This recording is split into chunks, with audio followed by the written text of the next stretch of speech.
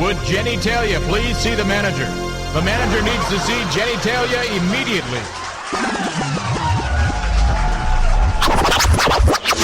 EventLevel.com.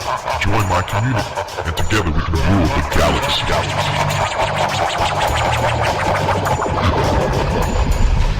EventLevel.com. EventLevel.com. It is Master Will, you buffoon, and the Indie Republic Network.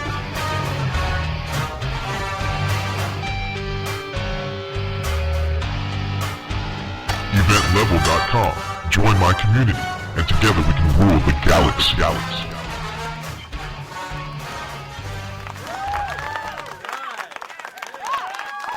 Hey, what up, everybody? You're all listening to the final round on EventLevel.com, and I got a big lineup for you. I got so many people in there.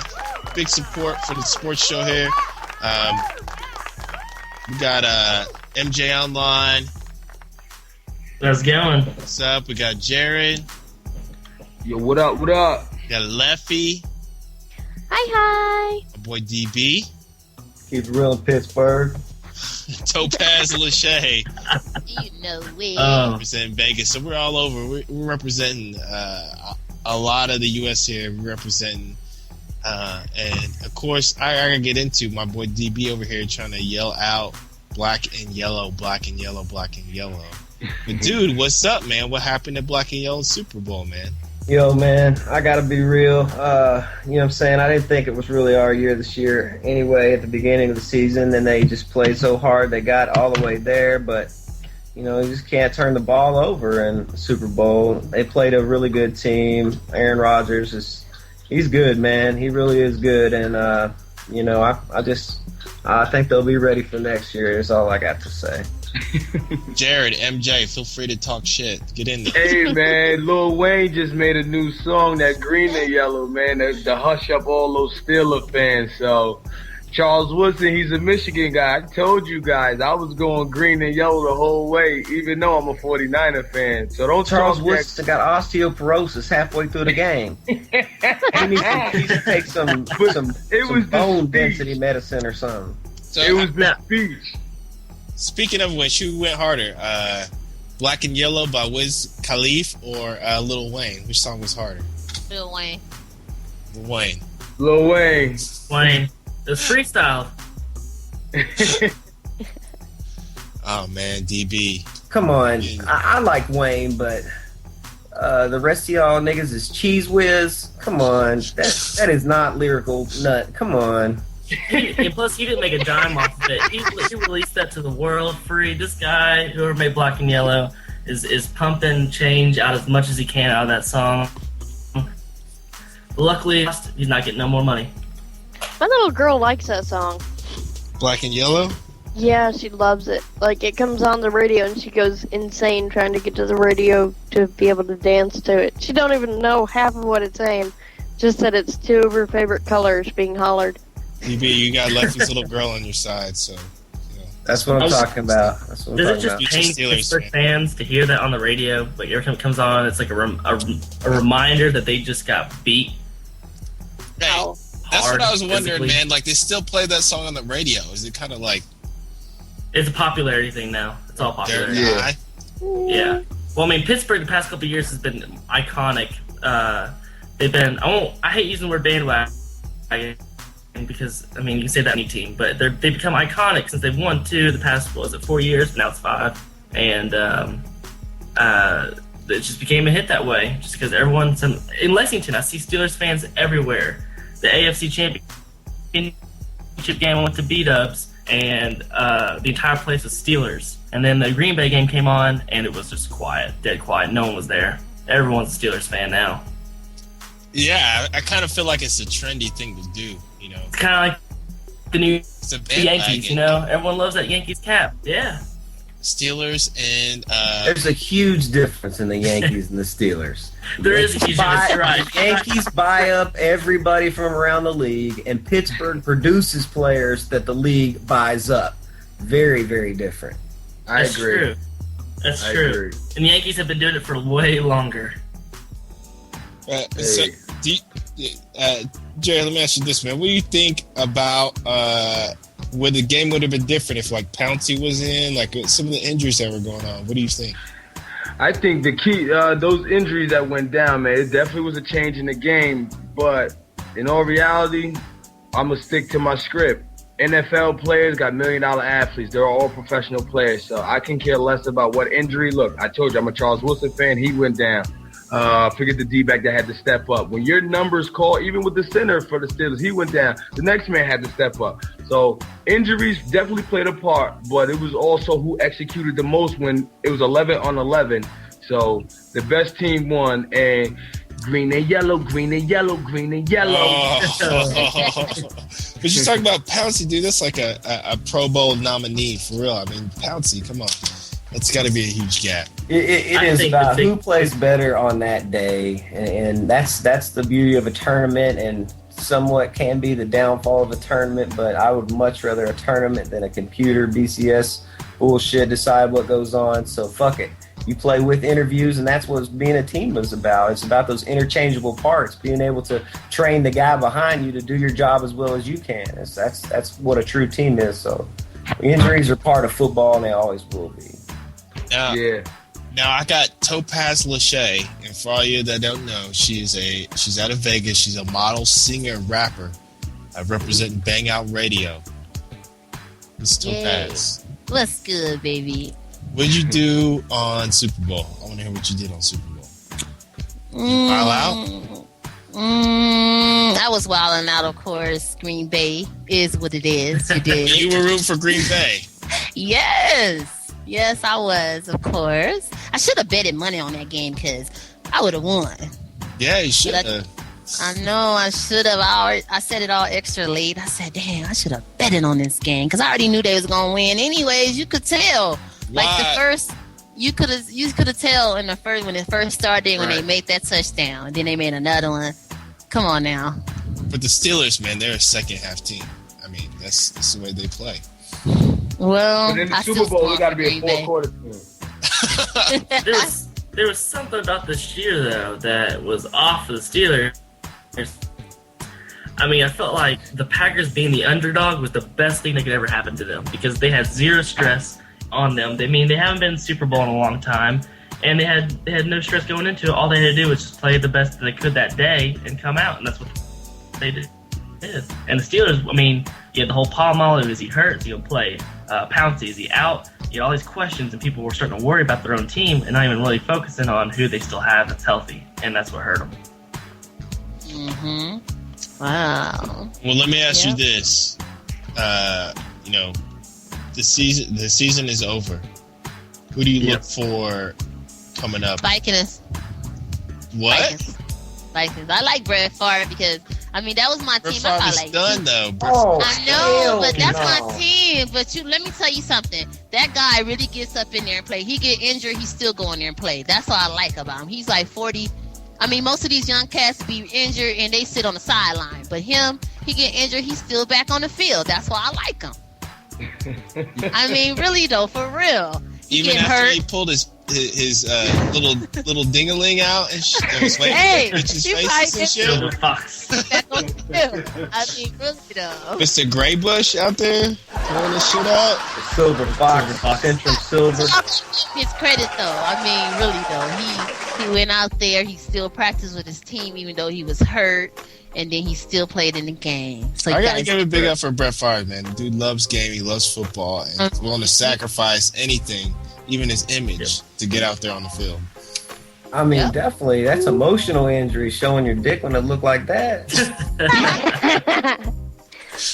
I'm glad I wasn't the only one that thought that. Damn. So, I mean, what do you think? What do you think for like the projections for next year? Who do you think is looking good to win? 49. No. Oh, dude, Niners are still rebuilding shit, man. Bro, I'm a rep them, man. So what? I'm I'd like to Niners. rep them with you, but they just got rid of Singletary, who I don't think Singletary. I mean, how do you feel about Singletary being a head coach? What do you feel about the move to get rid of Singletary? He's coordinator at best. There you go. Yep, I agree. I think they should keep him on staff. Even though they fired him as the head coach, they should keep him somewhere in that program because what he brings to that team is something special. Okay, everybody's not cut out to be that head coach. Yes, he did win some games, and he did lose a lot of games, but keep him on that staff. You just don't let a coach like that just drift off on the market like that, especially when he has that contact and that bond with those players. You know what I'm saying? I strongly feel they should keep him around, but not as the head coach. Right. He's a coordinator at best, just like Wade Phillips is. What happens with a lot of these defensive coordinators more, they try to become head coaches and they just can't do it. Can't run the offense that well, and so you just have to go back to being a coordinator, and that's where he'll stay. A great coordinator, by the way, real great coordinator. Mike Nolan, Cornell, all those guys, including Wade Phillips, great coordinators. Just can't coach. But still, though, who comes out on top? Is it the Pats? Is it the Pits going to come back strong and hard? Is it Steelers? Is it black and yellow? I hate to sound like a broken record, but for the AFC, they choked this year, but the AFC, the Patriots, because now, beginning of the season last year, people said Jets have the division, 10-6 for the Patriots at best. They were rebuilding, they got no bodies, 14-2, choked in the playoffs on a rebuilding year. Put them in after they got 2 picks in the first 3 rounds and more after that. Who knows what they'll do in the draft? They're set up for a huge success. Huge success. Look, just because you're under 5'8" and they got 2 wide receivers under 5'8" doesn't. I mean, come on. Listen, they always have a good team and they have a good coach and they have a good program altogether. But when it comes to playoffs, they're faulty. All right, you're talking about the Yankees of football. Yeah. I would not give it to Pittsburgh. I'd give it to the fucking New England Patriots. Come on, dude. I mean, you're giving it to a guy who's who still have an entire 10 years left in his career, and he's already won 3 Super Bowls. You don't think he can do it again? He's making nobodies into stars. He's got so much left to go for. He's MVP, unanimous, first person to ever be unanimous MVP ever, and you still think that they can't win it next year? No. What's up there, Jared? What? That's my boy Steve. I tell you, he just happened to pop up with us, man. And he totally disagrees, man. So I'm gonna turn the mic over to him. All right. Will, what's going on, man? Who is this again? And introduce yourself to our the eventlevel.com final round crowd. Who's this? Event Level, this is Steve right here, Wimbo. I always roll with Duke. I was up here a few weeks ago. Mm-hmm. We talked some sports with you guys, rocked it out pretty well. I'm back for some more. All right, so tell us what's your take on this? I think it's easy for everybody to look at like past accomplishments, and people easily forget that Tom Brady last won a Super Bowl back in 2003, 2004, and they want to continue to think that he still has it back left in him when they fail to realize that the team is a shell of his former self. You don't have all the defensive studs anymore. Ty Law isn't out there. Lawyer Malloy isn't out there. You don't have Teddy Bruschi. You don't have guys like Willie McGinnis. You don't have Richard Seymour. You don't have those guys anymore. The offensive line is getting old. They've got some good young talent on offense, but it's just not the same Patriots. It's obvious. It's true. It's absolutely obvious that they're not the same team anymore. And that's okay. Everybody has their run. They might have a pretty good run left in them, but I don't think the Super Bowl was it. So who do you think is Super Bowl? I mean, what do you think Super Bowl bound for next year? I think you really got to watch. If Reggie Bush goes back to New Orleans, I think you really got to watch out for that team. They had a lot of injuries this year, especially with their running backs, especially on defense. The Packers haven't lost anybody. They're not going to lose anybody. They're bringing back the exact same team. So you definitely got to keep them in the conversation. I'll give you a little bit of a dark horse team right now. For some reason, I really, really, really like what the New York Jets are doing. And not for the reasons that they have a lot of guys on, a lot of talent on offense, but defensively, they get it. They realize you have to win with defense and running the ball. they're bringing the young quarterback along the way you should. And all you really have to do is just get him a couple of guys to which he already has. There were some franchise tags hung out this week. I think Sanchez definitely deserves one of them. I fucking I'm a little shocked by that. I'm not a Sanchez fan just yet. I fucking hate Sanchez. I hate him. I hate him back at USC. You know what I'm saying? So far, his role has been Kerry Collins. Don't screw up. Just throw short. Don't throw deep balls. Don't mess it up. You cannot deny what Sanchez has brought to that team. Like, as far as like how many quarterbacks have came into that situation and failed? You know, a lot. Like Testaverde. Where the fuck is Testaverde now? One of the great backups. That's what he'll be known as, one of the great backups of all time. Yeah. So I mean, the Jets have a young team. They're building a very successful franchise going on over there, and I hate to say it, you know, who knows what's going on. I mean, I know you're not a big Rex Ryan fan. The dude's talking a lot of shit, steam up people's asses. Yeah, but he backs it all up. I don't like him at all. He's not. There, you can bring character to the game, but don't overdo it. I mean, you're digging yourself a hole here, saying that preseason wise, I remember all over the place. He called themselves the future champs. I mean, they said that they had this year in the bag, and they've proven that in a lot of ways in sports, including this year in football, talent is not everything. You don't need the most talented players to be on your team. Look at the Packers; they have one of the worst offensive lines ever. That's not true. Like, what was it, last year, 2 years ago? Yeah, they had, and now that they just completely just turn it around. I mean, just with their own team, they didn't throw in all these huge names. The Packers had a bad first half of last season on the offensive line. Ever since then, Rodgers has actually been very well protected. I think during that time when he really had a tough time getting protection, people failed to realize that, number one, they were starting at left tackle a guy who had never started in the NFL before. Both of their starting guards were hurt. They had to move one of their backup guards to center and move. You know, they had a lot of turnover on that offensive line. Once that got rectified, they just took off. So the Packers are really probably the most well-rounded team in the NFL right now. Now, the magic number is 16, though.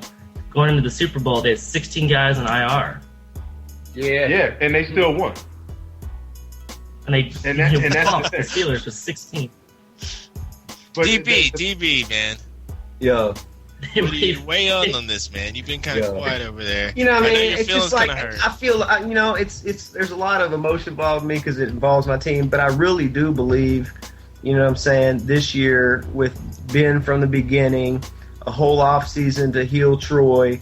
If you guys notice, man, Troy was not himself in the Super Bowl. Like just his movement and stuff was not. No, you're right about that. He was hurt. Absolutely. And they play as a different team with him just on the field. And so I think that's the decision that they made. Have the guy on the field. Everybody else feels like, well, Troy's with us. We can play better. And but really, he did not play like himself. And I feel like he was hurt. So next year we'll see where he stands. And you know, their offense is doing as well as it's done in the last 10 years. And I think it'll continue to improve. Mendenhall had that fumble in the Super Bowl, but man, he's a beast, and he proved it in the Super Bowl too. And I think they're coming back strong. Yeah, let's talk about performance in Super Bowl or playoffs in general. Maybe like Mendenhall, like I don't know, like he's a man. Watching Mendenhall, that dude fights. That dude fights, and he inspires me. The way that dude fights for yards is incredible, man. He's a man. Incredible, and not just his movement and trying to avoid tackles and stuff. That dude, if people tackle him, the second effort, him trying to break tackles and make that second effort, and that I got to give him that respect. Even though he fumbled, big play. That was a big play, man. And he got hit behind the line of scrimmage before he got it. You know, there's no excuse for it. You can't do it in the Super Bowl, but man, he got blasted too a little bit. Yeah, you know that was about as solid a form tackle as you could ever have. That was good. He put his hat on the ball, and what makes things happen. And you know, and Daniel, I assume you're a Steelers fan. I'm a big Steelers fan. Yeah. You know, one thing that I think a lot of people who watch the Steelers and really don't know their team like that, and you could kind of talk about this. I thought that the biggest loss that they really had was Aaron Smith. And it's huge, and that's one that's just brushed under the table because he's such an underrated player. And it's one of those people again that's Aaron Smith is a guy that we're gonna take that nobody ever heard of, make him a household name, and then he'll go somewhere else. We're kind of like a farm team, but we're still successful with those people that you've never heard of before, but you will. Joey Porter. The whole, especially in that position, defensive end or outside linebacker, whatever you want to call it. We just kind of MJ. What do you got to say about that?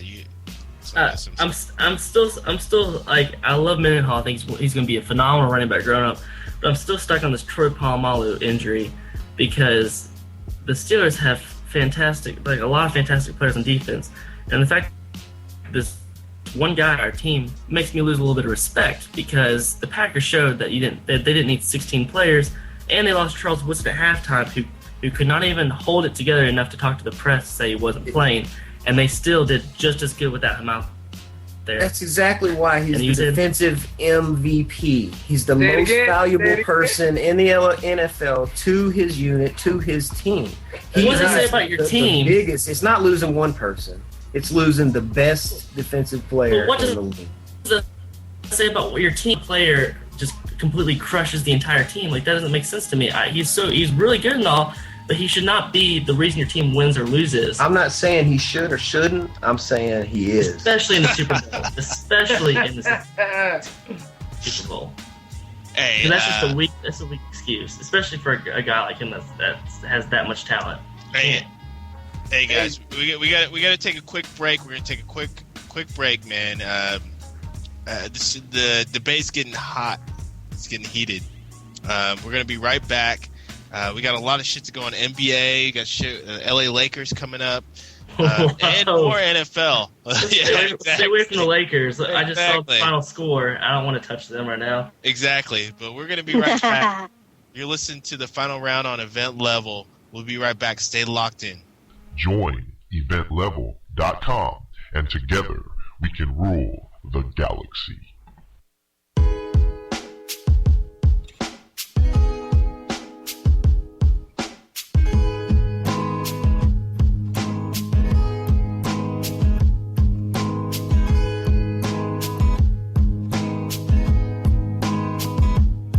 I'm just a regular, everyday, normal guy. Nothing special about me, motherfucker. I'm just a regular, everyday, normal guy. When I go to the clubs, I wait in line, motherfucker. I'm just a regular, everyday, normal guy. I got $600 in the bank, motherfucker. I'm just a regular, everyday, normal guy.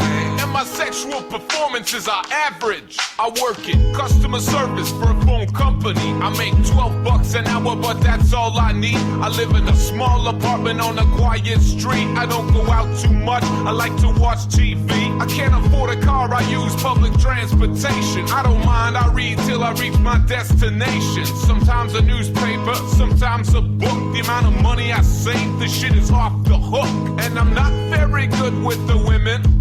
I'm a pretty shy person and I'm average looking. Last time I had sex was in 2003, and I'm ashamed to admit, but it wasn't free. I'm just a regular, everyday, normal guy. I get nervous in social situations, motherfucker. I'm just a regular, everyday, normal guy. I get constipated once a month, motherfucker. I'm just a regular, everyday, normal guy. And I make pretty good spaghetti sauce, motherfucker. I'm just a regular, everyday, normal guy. And I get scared when I go see the dentist. I'm the Pauly Shore of everyday life, easily forgettable, and I'm not very light. I have an according to Jim personality. I'm as entertaining as a fucking STD. If you wanna mess with me, I think you probably can, because I'm not confident and I'm weak for a man. I'll just roll up in a ball while you kick me in the back. Yeah, honestly, I probably won't fight back. And I don't have many friends that would back me up. My friend Steve would, but he doesn't look very tough. You want some of this, bitch? If you're rarely get laid, put your hands up. If you're not well paid, put your hands up. If you got a pet cat, put your hands up. And if you got a bad back, put your hands up. I hurt my back 2 summers ago moving a fridge, and ever since then it's not the same. You know, it gets pretty sore. I'm just a regular, everyday, normal guy. My parents are really nice people, motherfucker. I'm just a regular, everyday, normal guy. I'm somewhat afraid of heights, motherfucker. I'm just a regular, everyday, normal guy. I like the show Grey's Anatomy, motherfucker. I'm just a regular, everyday, normal guy. And I'm pretty good at making paper planes.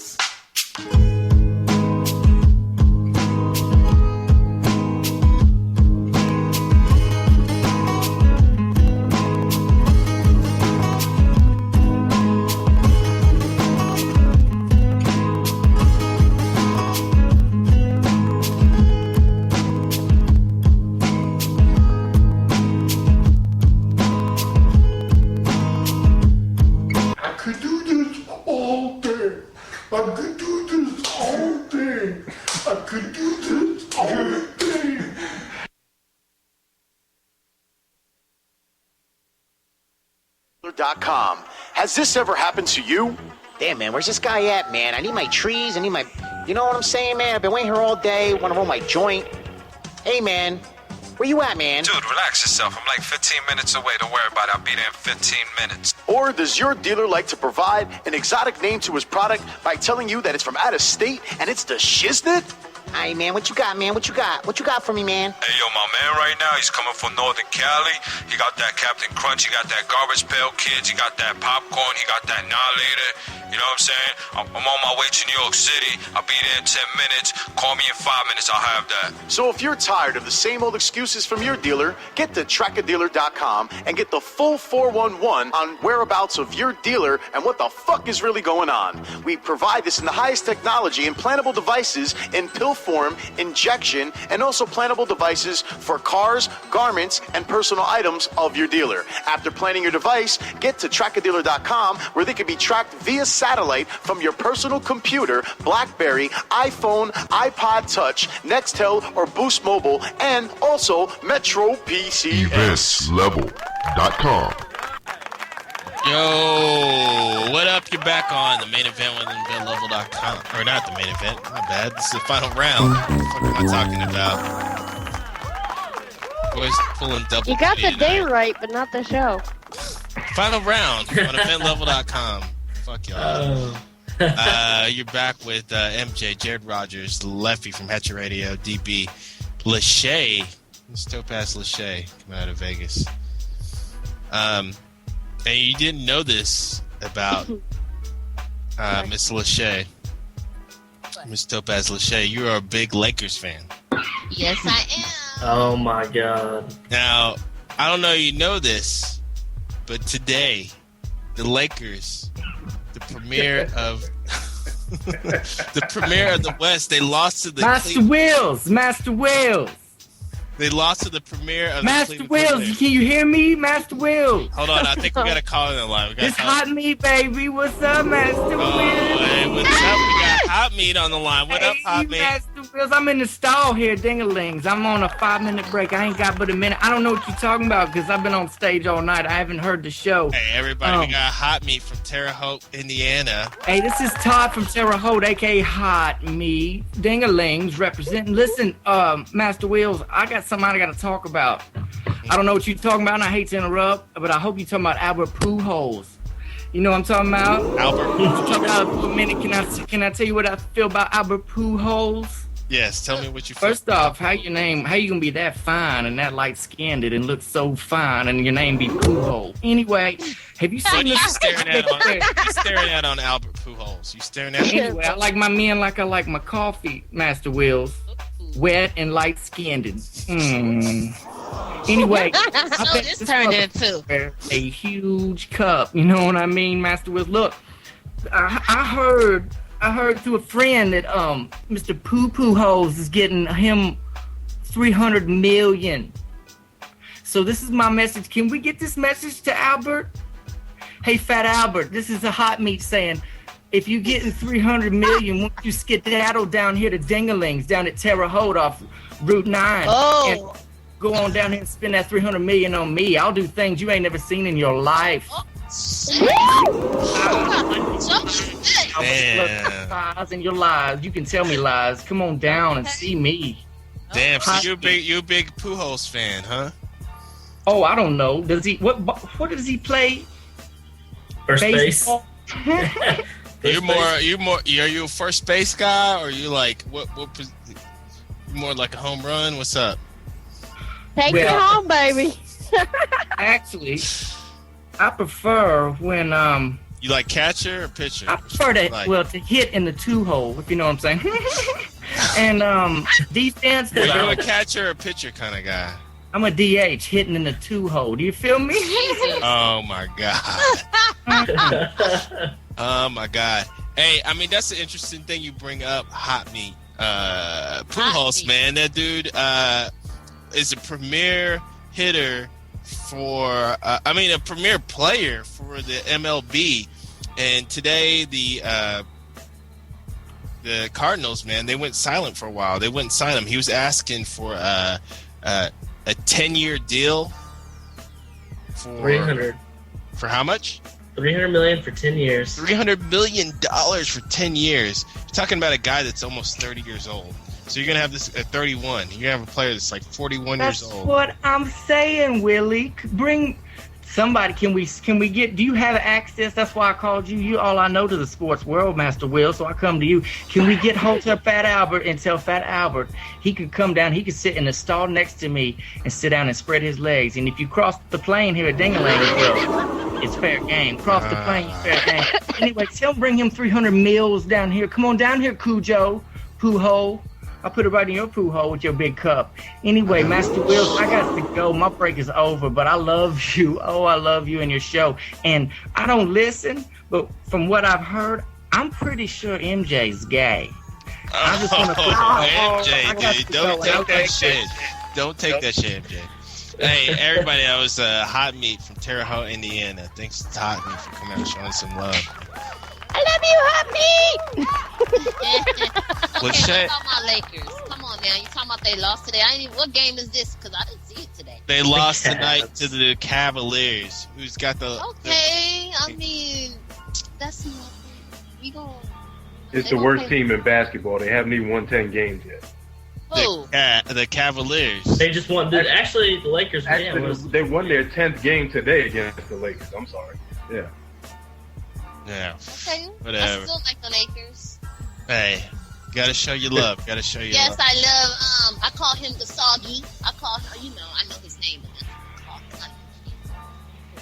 Well, Shay, let me tell you, what do you think about that Hot Meat? That dude's out of control. Oh my God, that just blew me away. I'm like, who is this cat talking about something? Ring, Master Wills, listen, they gave me one more minute. I'm so sorry to call and interrupt. I just had to call to say, Lachey, you sound a little bit like Jermaine Dupri. I'm out. Oh, don't let him talk that shit, all right? I swear, baby. Go look at the pictures, baby. Do know, boo-boo. Yeah. I like this show. Hey, everybody, baby. we got Sinister joining us. What's up?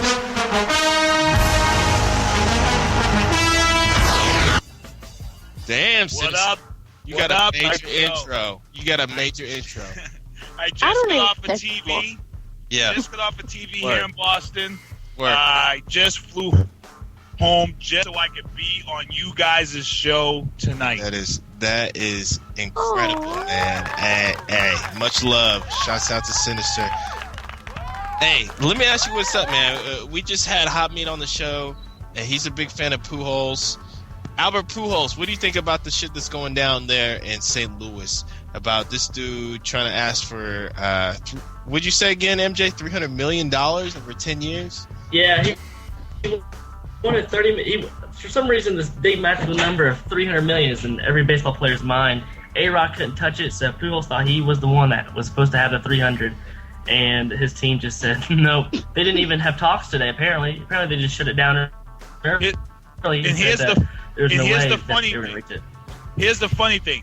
Didn't these dumbass players learn anything from AKA Manny Ramirez here with the Red Sox, who pulled every antic that he could pull to get himself removed off the Boston Red Sox. It took pushing a 63-year-old guy in the dugout, in the locker room, to finally get thrown off the team by a team vote because he wanted so much money, which he didn't get when he went over to the West Coast, and now he had to jump back over into this division. No.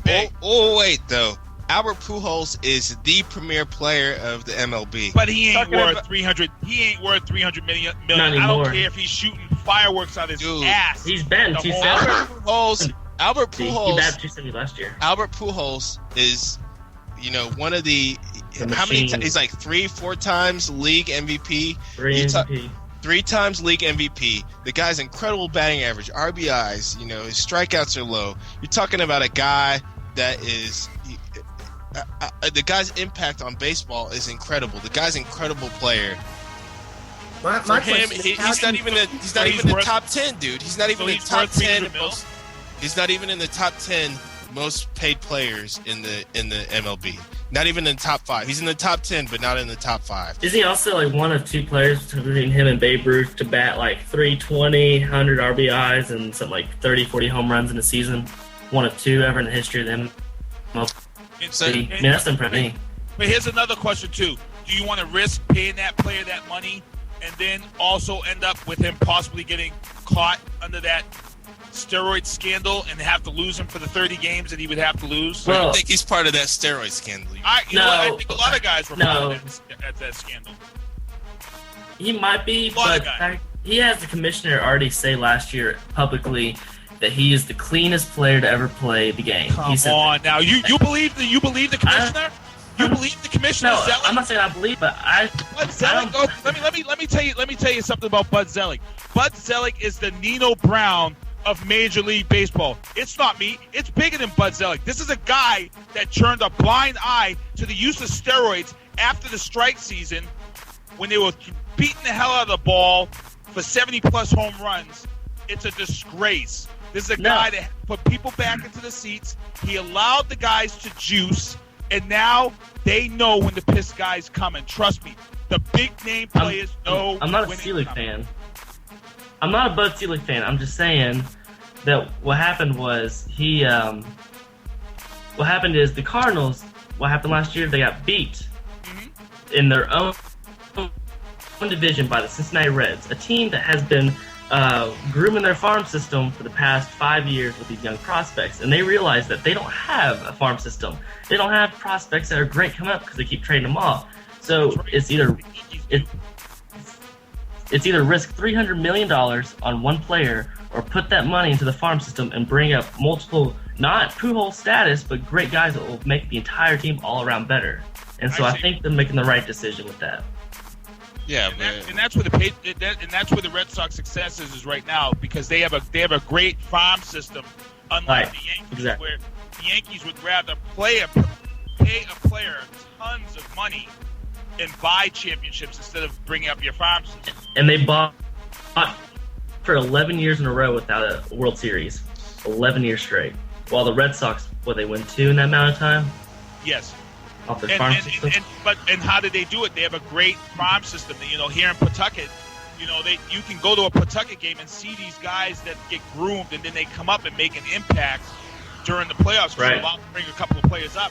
Whereas the Yankees, they're constantly, and it's going to be, to be honest, it's really going to be interesting how the Yankees perform this season. Because remember, this is going to be the first season without Steinbrenner there. So let's see what really truly happens this year. With the Yankees, do they start to tap into their farm system? It's going to be interesting. Yep, definitely. Well, no, and I'm in the New York area, so I can tell you they're going to have to. Number one, they only have on their roster right now, they only have one really reliable guy, and that's Sabathia. Burnett, I'm going to tell you something. AJ Burnett, if his head is right, he's probably better than any pitcher the Red Sox have. And that's saying a lot. And I think people forget what he did for Florida when they won the World Series back in 2003. I mean, he was really instrumental in the playoffs that year. The guy can get it done. He has gotten it done. And when his head is right, people have seen that. However, after that, Phil Hughes is a question mark. They don't really have a number 4 and 5 starter right now. They've been reduced to signing guys like Bartolo Colon, Freddie Garcia. They do not have the kind of depth that would warrant a team to be able to say we are World Series contenders right now. So they're going to have to rely on a farm system that is unproven right now, because pretty much, and I've said this before, I've actually called in the radio here and I've told one of these guys this. They made the worst trade that they could possibly make when they went and got Curtis Granderson, because they pretty much emptied whatever was left of their farm system to be able to have any kind of flexibility for a guy really who was no better than Brett Gardner, to be honest with you. He just has a little bit more power. He gives you really nothing more defensively in center field than Gardner did. It was one of those moves that was just triggered by the fact that they're just in New York City. And now it's catching up to him. You know, now it's catching up to him to the point where they really don't have a lot of options left. So in that respect, teams like the Yankees now are starting to feel what that's like when they just go out there and spend that money. Now, Pujols, listen, I'm a Cubs fan, but I'm going to speak objectively here. That's honestly, and I watch baseball all year long. Yeah.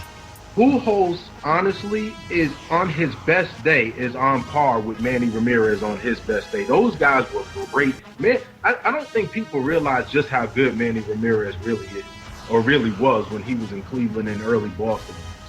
You know, that was a guy really who you just pitched around. You couldn't throw him anything close to the, or it was done. Here's the funniest thing too about Manny Ramirez. A lot of fans here, they were kind of happy when Manny's antics got to the team and got to the fans. People were like, oh, you know, let's get rid of him. And I told people, I foresaw this downfall of the Red Sox. I was like, look, once Manny goes, you don't realize that Ortiz is the guy that's gonna go soft, because when you have Manny Ramirez and them hitting back to back, you didn't know pitchers had so much trouble pitching to this tandem. I will tell you right now, that tandem of Ramirez and Ortiz, I think you have to go back to the 80s and look at McGuire and Canseco as probably one of the most feared tandems in baseball batting, in batting rotations, because once Ramirez left here, Ortiz, pitchers got patient with him.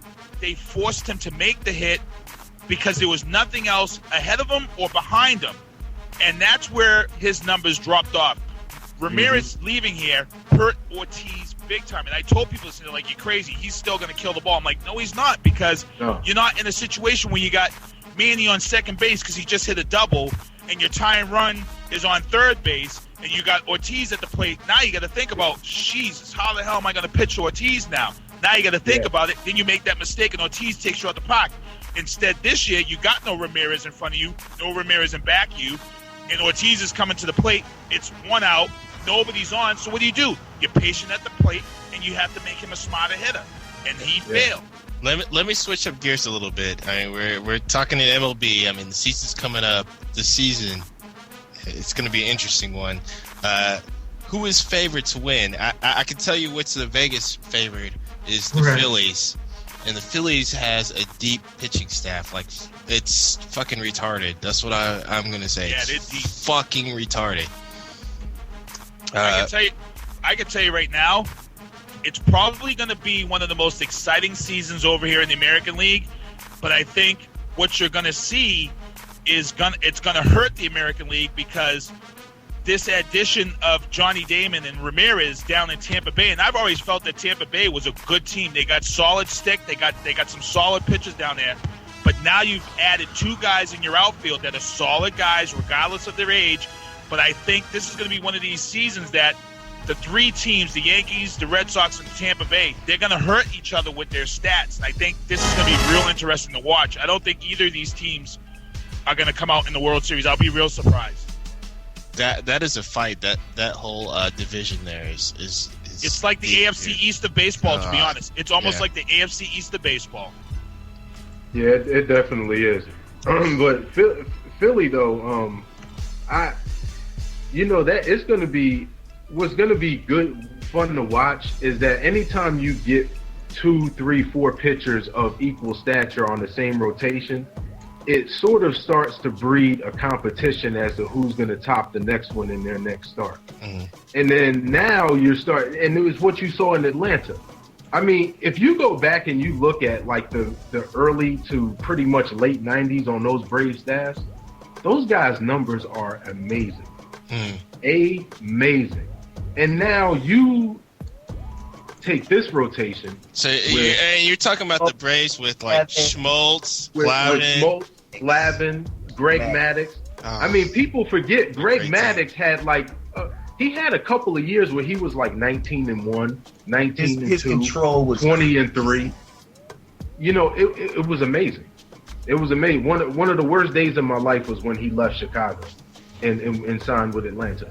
That guy was amazing. But you think about it, now you have Roy Halladay. Cole Hamels was an MVP of the World Series 2 years ago. Cliff Lee. Cliff Lee. Cliff Lee made the Yankees lineup look like a AAA baseball team in that Game 3. That was probably one of the best pitching performances I've ever seen him play. Now, then you have a former ace on another team, Roy Oswalt, who doesn't have that pressure anymore. He's not going to be going up against the other team's number 1 starter. He's going to be going up against the other team's number 4 starter. So now with good closers too. With Brad Lidge.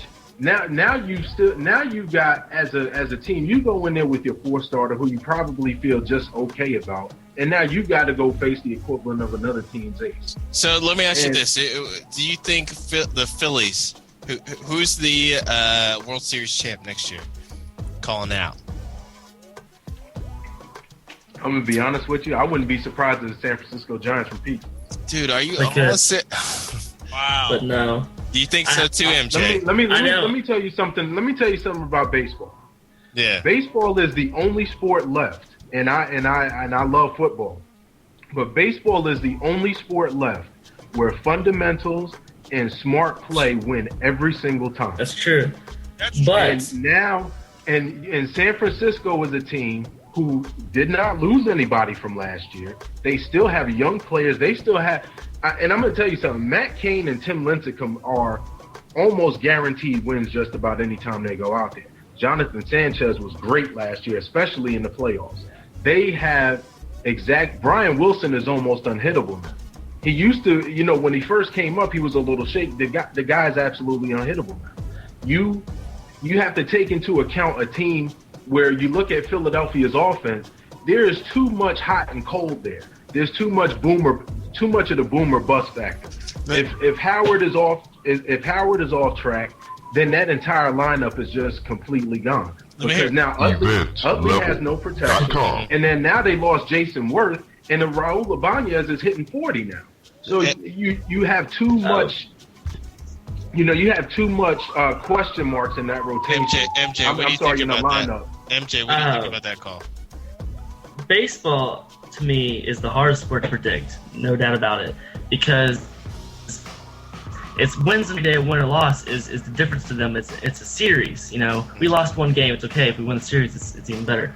But I will have to say I like the Phillies a lot because if you look at any World Series team, the pitching rotation is different out of anything. Yes, the Phillies are low on hitting. They need to spark it back up. The Mariners are a good team to show for that with Felix Fernandez only getting 13 wins last year. But they still have the most solid 5-man rotation that has been seen in a long time. And if you look at anything, look at the Colorado Rockies in 2007, who had nothing but hitters and no pitchers, and they got swept in the World Series despite winning 24-25 getting there. So what are you saying? The Giants or the Phillies? The Phillies have the best shot. Sinister, what are you calling that? I like the Phillies too. You know what? I like the Phillies. That's my feeling. They're strong, and I like their pitching is ridiculous. I guess I'll call them. I guess that's why they're the favorite. And let me switch up gears with this. We're about to switch into some mixed martial arts here, but let me switch into this. Let me switch back into basketball here. We just had a great game heat up here, and you're talking about NBA champs. You got LA that just lost to Cavaliers, which is a rough loss. But I mean, it's the Cavs, you know. Like any given day, you don't know what's going to go on in basketball. You know, sometimes you're hot, sometimes you're not. Right. The Heat and the Celtics just had a crazy battle just a couple of days ago, and the Celtics ended the Heat winning streaks. And you're talking about standings here. It's a very close battle here in the Eastern Conference between Boston, Chicago, and Miami. And, you know, in the West Coast, you have a lot of things going on. Oklahoma City, LA Lakers, San Antonio. Who looks to win the basketball NBA championship here? I mean, who looks the strongest team favored to win? That's crazy. That's the answer. You guys already know. What are you saying there, Lachey? What do you think? Y'all already know. LA Lakers. We're gonna take it again. Purple, yellow, Y'all already know. yellow, They just playing around right now. But as soon as the big days come to go to the thing, they gonna win. They've been proven time and time again. I mean, this is a dynasty. Yeah, true. They last year. What happened? They was playing horribly, and guess what? They won anyways. So Anybody Lakers. Say to that. Yeah. Lakers. Yeah, I'll break it down. I'll break it down for you, Okay, break it down. pretty lady. But I hate to hurt your feelings here over here in Beantown. But you know something? You enjoy your little championship, because here's the deal. If it isn't for Kendrick Perkins getting hurt in Game 6 and going down and forcing Big Baby to kind of try to step up, you guys don't win Game 7. Now they bring Shaq in. You got Jermaine O'Neal. You got a lot of guys. The Celtics bench is deep like a porn star. I'm telling you right now. They was deep last year too.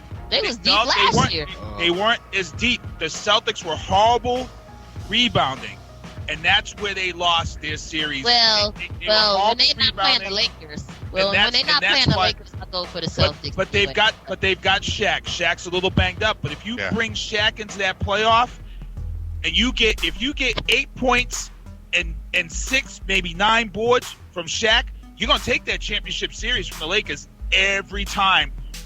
With Kendrick Perkins, with Kendrick Perkins healthy, and Big Baby, and Big Baby's playing the best ball ever right now. And I'll tell you right now, and Delonte West, yo, he's a beast. Well. Well,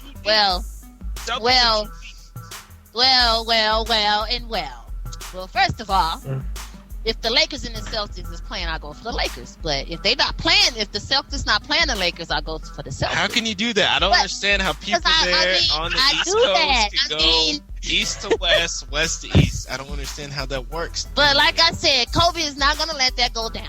And he's the man. He's proven time and time again he's the man. I don't care how deep anybody's team Kobe could be one of the best players. Well, so I think he proven time and time again that he's the champ. So that's it, and that's all. I don't care how deep somebody's team is. MJ. You gotta care how deep somebody's team is, because teams that win championships are your teams that are deepest on their bench. Yeah, MJ. Talk to me when they went back to back. MJ, let me hear from you. Start of the season, I like the Lakers, and right now they're holding up a huge warning sign, and I have no idea right now. They're limbo, but the team that I'll say to watch for, they did not lose to a team that had 9 losses or wins. But the team to watch for is San Antonio. They're the quietest team, only team with single-digit loss. They have 9, 21-7 on the road, 25-2 at home, scoring 103 points a game. They're in the best division, arguably the best division. That's a strong. All right. Okay, we'll check this out. Strong argument. They're the same fucking team as they've been. And they got the same players. They're in the same division. And guess what? They haven't won, and they're not going to. They're 46-9 this year. Dude, I don't care. Are they still a team that has Celtics are by far the West. most I didn't say the complete East. and best put together team. Older team. I said the West winner. I didn't even bring up the East winner just yet. I said the West winner is San Antonio. The Lakers are losing it. Here's the All I thing: said. the Lakers. San Antonio, the East, the Boston is my favorite. If the Lakers get into the playoffs, who cares about the season? Because if they get into the playoffs, they're a different team. I can't stand them. But if they get into the playoffs, I like that. Yeah, they are a different team in the playoffs, and they are ready to play. And don't ever count Kobe and Paul Gasol on the same team out, because they and Eric Fisher that they're raw. But they're raw. I like that. Not I a like fan, the show. but they definitely can do their thing, especially as it starts all over with the playoffs. Right, and they play shitty because it's not the playoffs right now. How come nobody said shit about Miami? I mean, I We're talking about that side yet. I mean, Miami's got star power, man. They got star power. But here's the thing, though. They don't got a bench. Times by the most. Sinister's right. He said they don't have a bench. Yeah. And then they don't know how to play together either. They don't have a bench, and they still don't have a point guard, nor do they have a center. They're missing two positions, and LeBron really want that ring. To be honest, you need a center in the playoffs, and that's why the Celtics had to get the big men. Back in the late 90s, the Celtics got to the playoffs and were always out in the first round. Why? Because they had nobody under the boards. They got wiped off the map. You got to have a big man under the boards. Houston did it with a big guy under the board. Detroit did it with a big guy under the board. You gotta have that muscle, and they got that in Shaq, and that's what I'm saying. They're deep in the bench. Where else could he have been so effective on a let me team tell you and something a else, perfect though. fit for Shaq? Let me tell you something else, though. And my boy Jared brought up a good point. You know, I'm a huge Chicago fan. I grew up during the Michael Jordan era, and Chicago is hanging up in there in the Eastern Conference. They're only 2 games back, and they are fucking going strong. So, right, you know what I'm saying? So, holla. You know what I'm saying? I hope Chicago comes and reigns. Shy City. Joakim Noah's out, though. I mean, if Joakim Noah's going to be hurt and be out, then that's it.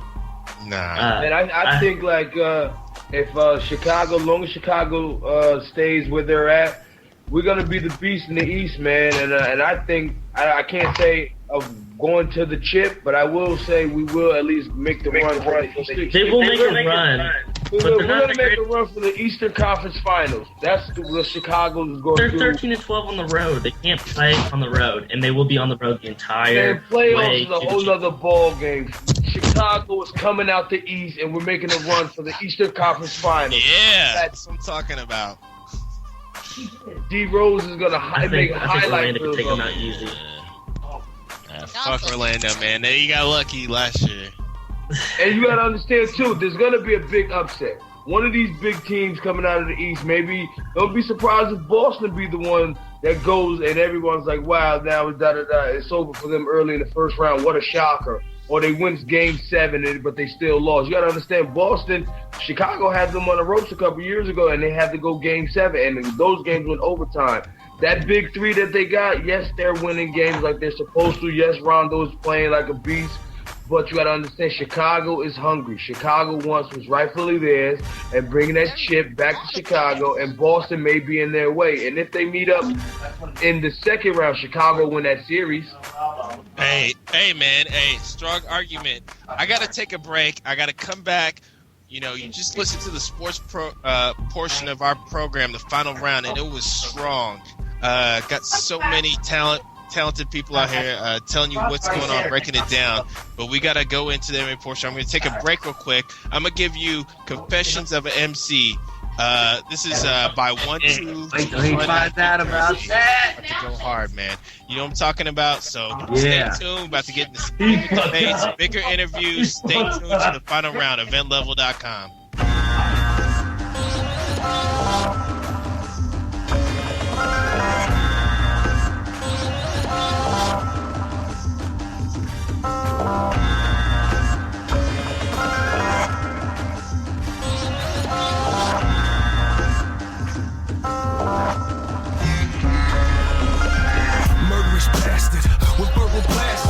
Assassin, even my Dutch calls me master. Rapping the state of mind in the state of crime, New Jersey. Drop the news, the cop the name and embodied, and I'ma send this pop shit. Sick of political guards, while by the writing it, you only only gets bibs. Talking bitches and ribs, yo, been backwards. I feel as if we a die breed. Like we the cops and this track is a crime scene. Stand in silence as witnesses for the vibes. When shit talking leaves mics outlined and chalk. Now do we walk away as if there's nothing to save? Or put the nation on our back and pull them out of the grave. Enslaved our ears for years. Survive with the liquor and weed. No longer silences the screams. Now it's time to rise from the edge. You see my silhouette appear than Evanescence. To my poetry's message, confessions of an MC.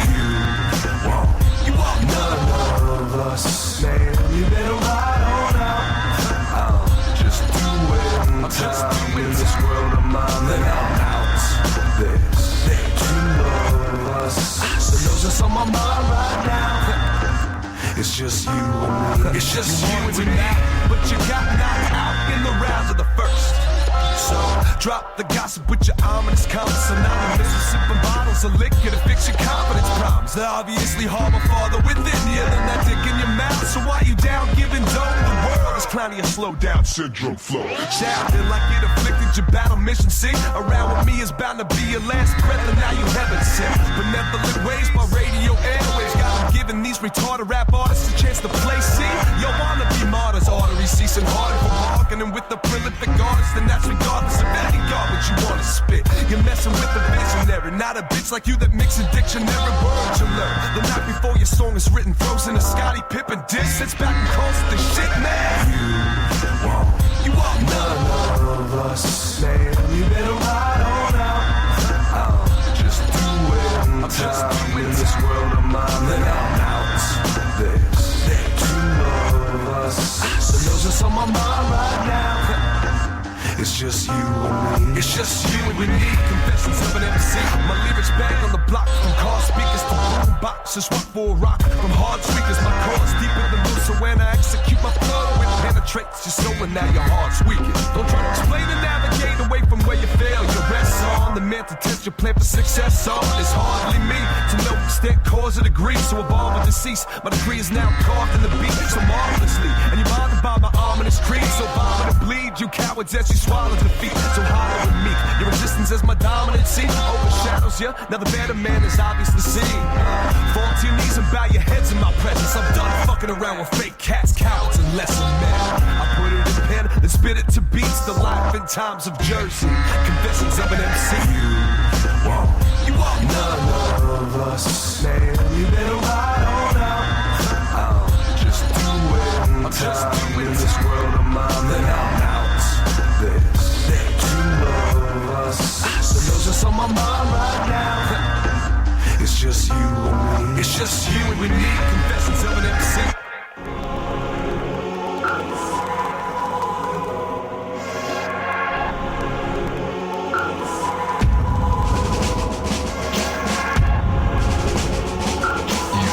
EventLevel.com. Join EventLevel.com, and together we can rule the galaxy. It is Master Will. I come to you with all of this. My only mission, sitting quiet here, writing as I listen. My life ambition, the blood of warriors been fused to veins. The universe support the prophets, I'm insane without a name. Intense and overcome and leave them in numb. Perceive a vision and precision, then it comes, I let it run. The voice is militant and spoken in tongues. Through verbal learning and intelligence is one, it takes place. A mind of higher levels, thoughts influenced by homicidal minds and automatic tossed into it. Initiating and diluting bitter memories. The paranoia and delusion soon to leave me being free. Just like a blessing and it's heaven sent. A revelation, been anticipating precious mentalities. No one can stop us, gotta stay free. I'm about to overcome a number, gotta follow me to victory. Breathe, remember that we gotta make it. Cause the fate of men lies inside a southern dream. Follow me, run, and use the pain to gain a lock. These chains, the perilous, we find ourselves convinced of striving for a higher level. Try to find the moment missed. And feeling whole is not appealing to a hollow soul, hopeless. These voices forcing me to see a side of down to make a change. Stay free. Now motive show and notice this. With the heart of 100 soldiers soaking up my mind, cold and frozen over solar eclipse. For so long my stolen notions left me yearning for the pleasure of a memory. Set me free from all the hurting and hallucinating. A burdened youth engaging suicidal tendencies, pleading for solutions. Save me and witness sacrificial euthanasia. I'm on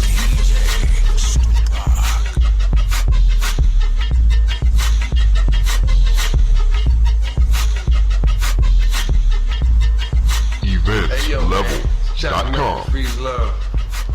VetLevel.com. Check it out. They plant the seeds in his hat, sparkling flame. Event Level TV. What record is that from? Huh?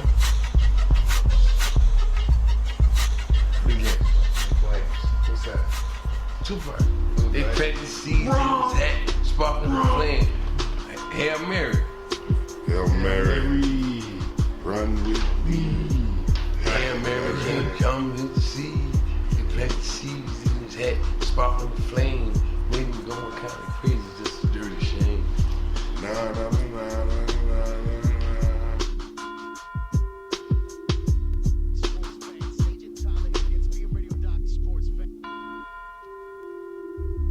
And Sage and Tyler here, itsbeamradio.com. We're broadcasting live on Ying Yang Twins Radio with Mr. Two Big fucking cunt bag, sour nuts, and fucking. Woo! Yeah, you're back on the final round on eventlevel.com with your boy Master Bills, and I got a superstar cast with me tonight. I got a lot of people with me: Blaze One, DB, Gerard Rogers, Sinister, Leffy, and Lachey in the house. And I got a very special person with me, a very special interview with me, NickNewell. We got an MMA fighter for you, bring it to you hardcore for the MMA portion of our show. What's up, Nick? What's going on? Hey, how's it going? Things are going great, man. Things are going great, man. Tell our audience a little bit about yourself.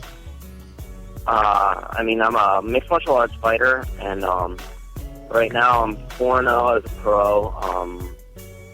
I have 4 first-round victories. As an amateur, I won a title, and I was born with one hand, so I guess that makes me a little bit different than everyone else mostly everyone else that fights MMA, you know? Mm-hmm. Now, I mean, if you guys, YouTube Nick Newell, YouTube him up, man. You have one hand, but I mean, still the technique, everything that you bring to the table. I'm watching your fights, man. I mean, the energy, the attitude that you bring is unbelievable, and that proves in your record 4-0, man. Like, it doesn't matter, man. You're coming to win. Yeah, I don't expect anyone to feel sorry for me or go light on me, and no one does when I train. My coach is not like, he only has one hand, don't go easy on him. I mean, I have people kicking my ass in practice all the time, working me hard. And I love to fight. That's I don't really care if people think I'm tough or like about an image or anything like that. When I go out there to fight, it's because I want to be there. There's like a million other things I could be doing, but it's something I want to do. So I feel like that helps me bring a whole nother level of intensity out when I fight. And also, getting ready for the fight, I want to be the best at everything. So I train real hard to make sure I'm well-rounded. Mm-hmm. So there's no situation when I fight that I'm uncomfortable in. You sound very humble to be 4-0. I know if I was 4-0, I'd probably be talking a lot of shit. Hey, you know what? Wait, here's one of the reasons. Yeah. Are you right-handed or left-handed?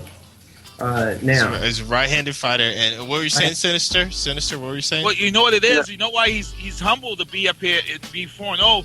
See, what a lot of people don't realize up here in the Northeast, where you got a lot of guys. UFC. I've been following UFC since UFC 2, and you know something? Up here in the Northeast, we take our MMA for real up here. And this isn't up here. You got CFX, you got WE, you got a lot of promotions up here, and you got a lot of tough guys. You just don't send guys like Joe Lozon, Kenny Florian, John Doomsday Howard. You don't send these guys to the UFC because there's some talent up here. These guys are fighting some good fights, and like I said, NickNewell is a guy that I sat outside the ringside for his Plymouth fight, and I'll tell you, he got full mount, struck, won his fight, and I'll tell you, a lot of it's because it's so tough up here. The competition is, if you guys could come up here and see the MMA up here in the Northeast. I'm sure Nick can speak for it. It's unbelievable up here. What do you got to say about that? About the MMA scene up there? It's definitely true, man. We're pretty tough up here. We take training very seriously, and it's just like anywhere else, you know. We got a lot of good guys out in the in the UFC, and a lot of up and comers, and I train with a lot of good guys too, you know. So where do you train? What's your training? Talk about your training camp, and what is your what do you think your specialty, like your fighting style? You train hard in. You know, I started off wrestling. I wrestled in high school. I was all state, and I wrestled in college, and I was a captain of my team. And I wasn't an All-American or anything like that. But I was good. And I afterwards, I moved on. You know, I found out about fighting, so I started training, and I train in everything. You know.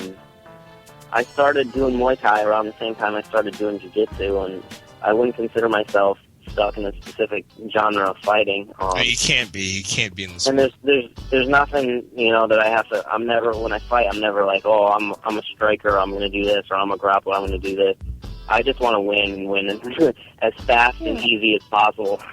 I like the speed at which the speed at your fight. I was just amazed, and like. You know, you doing your single leg takedowns, your wrestling was on point, your striking was on point, transition between, getting into that full mount and putting the beat down. And then, the fight that I specifically saw, Steve Butler, your fight with Steve Butler, and you pulled out the rear naked choke, and I mean, everything was executed flawlessly. Dude, I was just amazed, man. It's incredible, man. I'm very excited to see your rise in mixed martial arts. I'm excited too. You know, hopefully I'll be getting a call from a bigger show. You know, sometime soon. I know I went out to Las Vegas and I tried out for the Ultimate Fighter. Hopefully I can get on one of their next seasons coming up. Or maybe get a call and fight out in Japan or something cool like that, you know? Yeah. You're trying to maybe do a Sengoku or something like that, or? I would love to travel the world, go out there, fight for them, or fight for Dream, or one of those organizations. You know, or UFC. I'd love an opportunity to fight for a big show. Awesome. But I also don't expect for that to be just given to me, so I'm willing to keep fighting and work my way up there.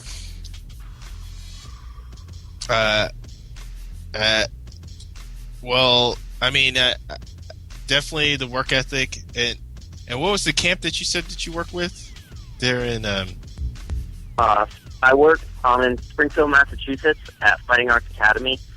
Under my head coach is Jeremy Lewaszewski, and I train there, and there's tons of good guys there for me to train with. A lot of good Thai boxers, good ground guys, good MMA coaching. I go to North Haven, Connecticut, and train with some people at a place. It's called Ultimate MMA. There's a couple guys that are fighting in Bellator from there, and I have sometimes I'll get together with some of the good guys in the area, and we'll get together and we'll train. That's incredible, man. What? Go ahead, Leffy. What's up? Do you consider yourself a role model for obviously overcoming the one-handed? It depends. I'm not like, hey, look at me.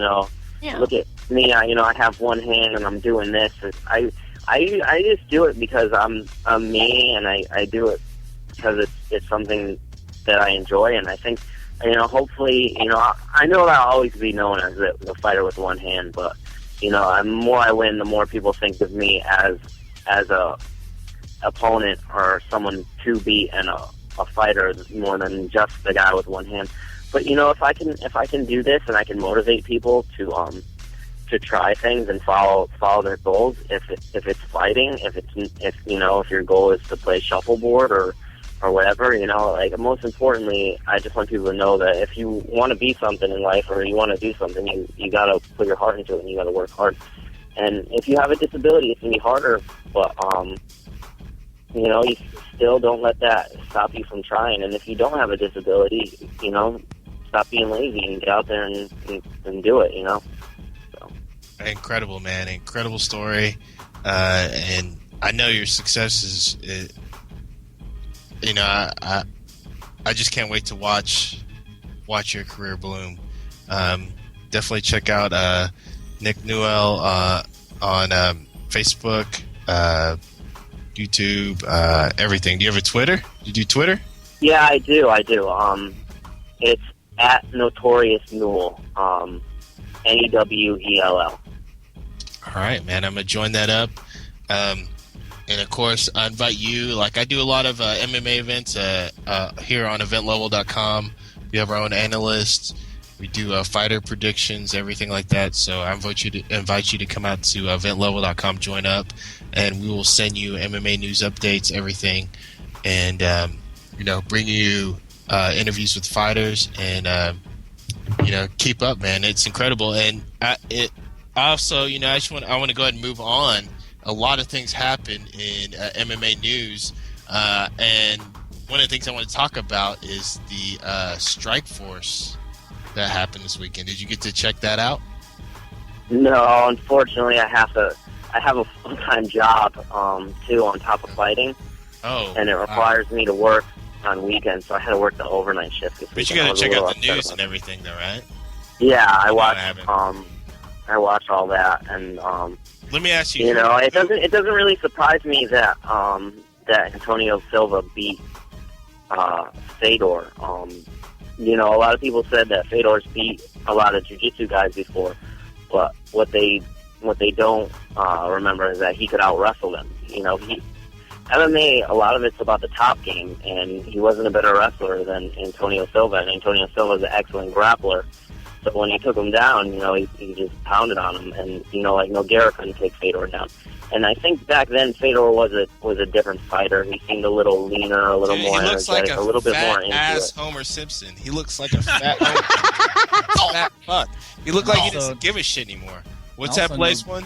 Nogueira is not. Like his boy Rasputin that he has in his corner all the time. I don't know what he's telling him, but he didn't seem as enthused as he normally is. I mean, he probably whooped almost everyone's ass still, but he's not the same. And maybe he'll come back, but I don't think his heart's in it anymore. Blaze One, what did you think about that performance? Let me ask you, Blaze. See, I don't necessarily agree with Nick there, because Fedor has always been had a robotic, he's been ice cold. He hardly ever shows any emotion. So I think a lot of people are saying maybe he doesn't have the heart, because he did say he was thinking about retiring, so that kind of shows you that. But he's always kind of been ice cold, had no emotion, been very calm. So I don't know. But I mean, come on, you talking about Fedor coming in looking heavy? I mean, he looked scared going into the fight. How are you gonna say he looked scared? How so? I can say that he looked scared. I can say by the emotion that I think he looked on his face. And then you got him after the fight rushing to declare that he's in retirement. No, he was answering the question because they asked him. But then he's like, "I'm coming out of retirement." He sounds very unsure. He is. If I was a fighter in a press conference, I said I wanted. I would say I wanted to be the best I want to be the best fighter in mixed martial arts history. I want to be the best fighter. He is the best fighter of all time in the heavyweight division. I want to be the best MMA fighter now. That's the answer that I'm looking for. Not that, I think I'm going to retire. That's what I'm looking for, Fedor. And losing 2 times in a row, I mean... I don't know. I think y'all are just ready to hop on and bash him. I mean, there's been plenty of fighters that have lost twice in a row, and he didn't receive nearly as much flack as Fedor has for his 2 losses. He could always come back, but right now it just seems like he's not. Maybe he needs to switch up his training or something like definitely. That. I don't know the answer for him, but he doesn't really seem the same. Maybe he should go learn some moves from Steven Seagal or something. I don't know. Dolph Lundgren. Dolph Lundgren. Yeah. Chuck Yeah, Norris. Lundgren can teach him some moves. Chuck Norris. Yeah, I really think. I don't know. I think Fedor. I just don't like seeing him. I think he's lost it. I really do, and I'm willing to jump on that bandwagon. Interesting report is from ESPN. What is that show called? MMA Live. Jim Rome. Oh. Jim Rome basically called out Fedor and said that he did all this just to milk some money. He got a fucking big paycheck from Strikeforce and said fuck it, didn't give a shit. Who cares? He's on the end of his retirement and now he can collect a big paycheck because Strikeforce is pretty much fucked from this because Fedor Emelianenko is their meal ticket. Yeah. Well, that's the thing about Fedor is he has always admitted that, yes, he is a sportsman for the money. I mean, this guy came from nothing. He's never denied that he was fighting to make a living, to provide for himself and his family for the rest of his life. Like, how are you going to bash on any athlete for that? Of course they're in it for a paycheck. Yeah, but I think some fighters are there to be the best in mixed martial arts, and that's how you get to the top of the top rankings. I mean, really, like, how can you get to the top rankings just looking for a paycheck? But the point of being the best is also being the best paid. Of course, yes. But how are you going to maintain that? You know what I'm saying? If you want to keep being the best paid, you can't win 2 losses in a row. You can't get your fucking face beat in like Fedor did, and you can't get. Off some I agree, like that. You have to want to be the best, but sometimes you got to put food on the table, especially when you have a family like Fedor does, and sometimes that motivates you even more when you need the money to fight. Once you have kids, you start to consider doing anything for it. What does anyone really know about his motivation? Like Sinister. Yeah, what's up? Soundbite at the end of the post-fight interview. No, what did he say? Translated too. On top of that, Sinister. What do you think about this whole Fedor thing? I mean, we talked about this off air for the winning. Huh? We talked about this off air earlier, but my feeling is on Fedor. This is a guy. He had a chance to be in the UFC. He turned his back on the UFC because he couldn't get what he wanted. And once again, Dana White looks like a genius. Once again, Fedor comes in. He's got 2 losses. Strikeforce is probably going to go down with him now because they've really got nothing else to sell themselves. What, they're going to promote Cyborg now? I mean, they got Overeem. Yeah, but you know what? I think they should turn their focus on the women since Dana White. That's the only thing left that I don't agree with Dana White on is bringing women into MMA. But as far as Fedor, Dana White's a genius. Let me give you Dana White was also a genius when it came to Kimbo Slice. At first I was like, wow, Dana White's a hypocrite. He's bringing in Kimbo Slice. And I thought, I'm like, wow, this guy's a genius because he's going to make money off of Kimbo, whether Kimbo makes it or not. And he did. He had the highest rating. He had the highest ratings on Tough with Kimbo on there. And then Kimbo lost, and he dumped Kimbo, and he still made money off of Kimbo. Yep. So he's a genius once again. The only thing left that Dana White hasn't accomplished is bringing women into the sport, which he says he would never do. But I think you got to go back and look at that Cyborg Gina Carano match and look what Strikeforce pulled in there on that card. And I think Strikeforce should head that direction. There's a lot of good women talent out there, especially up here, where you could probably get some women to support mixed martial arts. Let me bring some 2 points up with Sinister, what he's talking about. Dana White had a Twitter frenzy. I was on Dana White's Twitter, and it was fucking hilarious, okay? Because Dana White had people on there saying, like, Dana White responding to Twitter responses like, UFC gay is gay. Dana White is... Dana White sucks, and he was responding to every Twitter. He went crazy during the Strikeforce fight. Some of the Twitters, M1 equals M done. Strikeforce is credibly mismanaged, worst management in fight history as far as like Fedor's management. What about Mark Cuban? Mark Cuban came and went. Yeah. And went. People don't even remember what Mark Cuban I remember that shit. Yeah. Came and went like a friggin' a one-night stand. Still around. Yeah.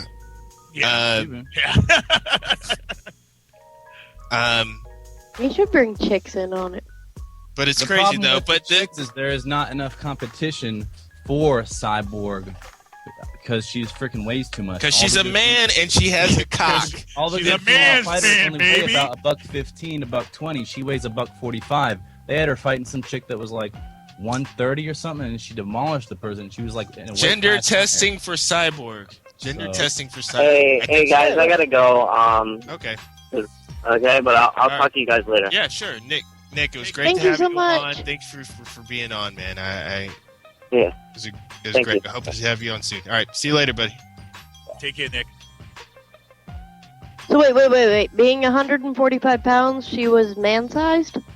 No, I They think had her fighting women that were like way underneath her weight class because they can't find that many other 145-pound women that are actually professional fighters and a contender on that level. So they had her fighting a girl that was like 125 or something. Well, I'll tell you, she actually she really threw a monkey wrench.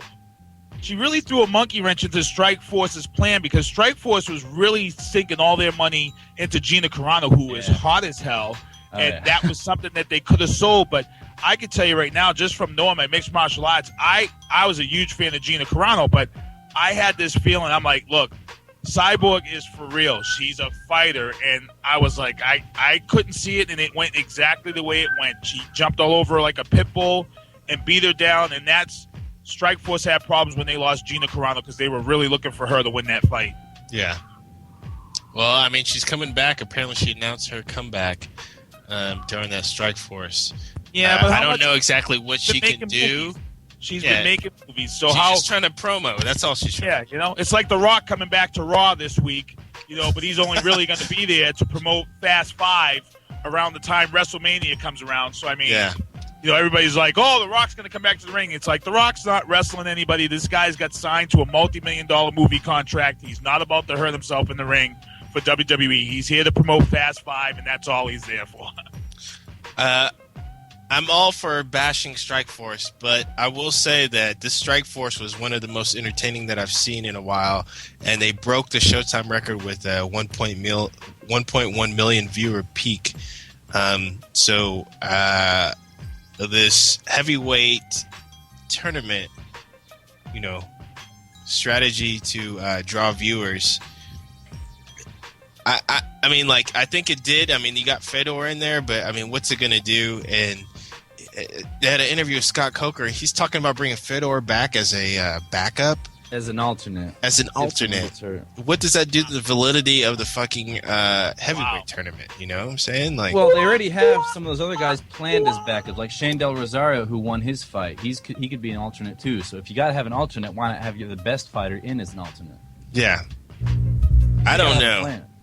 I mean, I want to see if someone gets hurt and they need to sub someone in. I'd rather see Fedor fight than, you know, Joe Schmo off the street, who's their other plan for an alternate. So you lose a fight and you get to come back and possibly win it. I mean, especially after you get your ass beat by Antonio Silva. Well, you guys are talking business. What would be better business? You talking about business and ratings? I would rather see, and the fans would rather see better fight.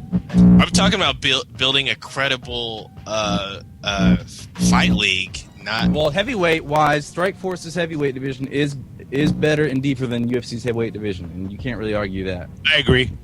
You really Just do agree with heavyweights, that. UFC is pretty weak. They got two. Yeah, they do. I mean, real you good got guys. Yeah. Beyond Well, that. yeah. So, I mean, what do you really? You think that they compete with UFC's heavyweight division? They compete and they're much better. Overeem, Verdum, freaking this Antonio Silva, Karatonov, Josh Barnett. Any of those guys would be top 5 heavyweights in the UFC. I mean, look who UFC's top number 3 heavyweight is, Brock Lesnar, and you know he didn't do all that great last time around. He would get his ass handed to him in that Strikeforce tournament. You really think so? Brock Lesnar wouldn't be able to hit. Yeah, he's looked very weak his last 2 fights against Shane Carwin, who doesn't have that good of a pedigree either, to tell the truth. Well, I mean, I guess Strikeforce has that going for them. I mean, as far as the heavyweight division. But everything else, you know, what's going on? I think Strikeforce is not a very good package deal together. They could do a lot better with what's going on. I mean, like, you're talking about, I think every other Strikeforce is headlined by Nick Diaz. I mean, they keep bringing in these headliners over and over again. Keep bringing in these rematches over and over again. And I don't even watch the undercard on Strikeforce. I can't watch them. I just don't care. I would tell you, I did watch the undercard. There was Jock Cholish defeats Mark Stevens. Mark Stevens was on the Ultimate Fighter, and it was. I mean, this like I said, the Strikeforce was very entertaining. This the undercard. John Cholish did one of those moves where he executed the MMA to a T. Technically, he moved from different mounts, ground and pound, pushed him against the fence, did everything technical to a T. And then one shot of weakness, Mark Stevens took his back, and John did this crazy roll. Like he tucked under, rolled, grabbed Mark Stevens' ankle, and locked him in the knee bar in one swift motion. It was pretty incredible there. But it must have been one of the early fights. But you're talking about everything down from the Strikeforce, man. Like the announcers, those two announcers, horrible. Their production is awful. They don't even let the fighters, the way they walk into the ring. Like I like how UFC or even a regular boxing match, they come out of the dang tunnel. They can high five the fans along the way. They got a good theme song playing. In Strikeforce, they start up at the top of on this pedestal kind of, Mm-hmm. It's just whack. Yeah, They have those fireworks going off. How long can you milk your superstars over and over before it becomes to a WWE type match? I don't know. I don't know how you can accuse Strikeforce of being WWE when UFC had Brock Lesnar fighting for the heavyweight championship with only a 3-0 record. So, and had Kimbo Slice in there. So, I don't think, as far as as a presence, as a trying to measure up Scott Coker to fucking Dana White, man. I think Dana White could beat Scott Coker's ass. Say that. Dana White fucking used to box back in the day. Remember he was going to fight? Oh yeah. He's an amateur boxer, man. He's seen, and that's what makes UFC such a successful sport, is because he saw a lot of the mismanagement in boxing. Right. He knows that promoting game.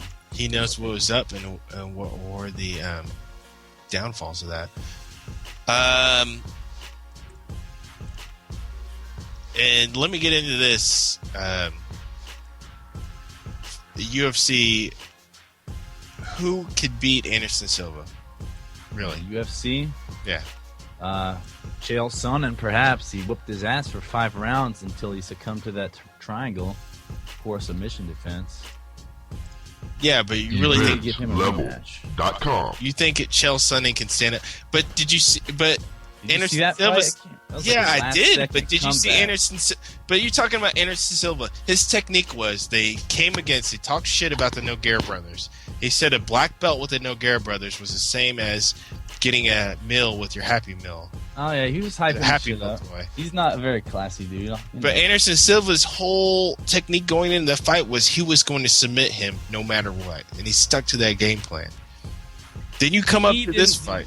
He never declared that. It looks good in hindsight, and on top of that, he had a hurt rib too, which is possibly why Son was able to take him down and wail on him for 5 rounds. Mm-hmm. I think that's what played into it. I think Silva's rib was fucked up, so that's why he was able to take him down so easily. Mm-hmm. But still, though, somebody that maybe it says in hindsight, but he said it, so I have to assume that's it. Yeah, in the same way he said Steven Seagal taught him that kick, too. You don't think Steven Seagal taught him that kick? No, there's actually footage of him online doing the same kick to Dan Henderson a while back. He didn't teach him that kick. It's a bunch of fucking, they hired him and they paid him to hype him up. That was. But I don't know. Steven Seagal said that he said for him to wait around, and then he kicked him in his fucking jaw, and that's what the dude did. Well, anyone can say that after the fight. Oh yeah, I told him exactly to do that. Sinister. Hey, what's up, man? What's up, man? None. All right, we're talking Anderson Silva right now. Okay. Blaze One is not so convinced with Anderson Silva. He says he thinks. Who do you think that could take down Anderson Silva? No, you asked me who could do it, and I said Chael Sonnen would be the only one who could because he became the closest to beating him.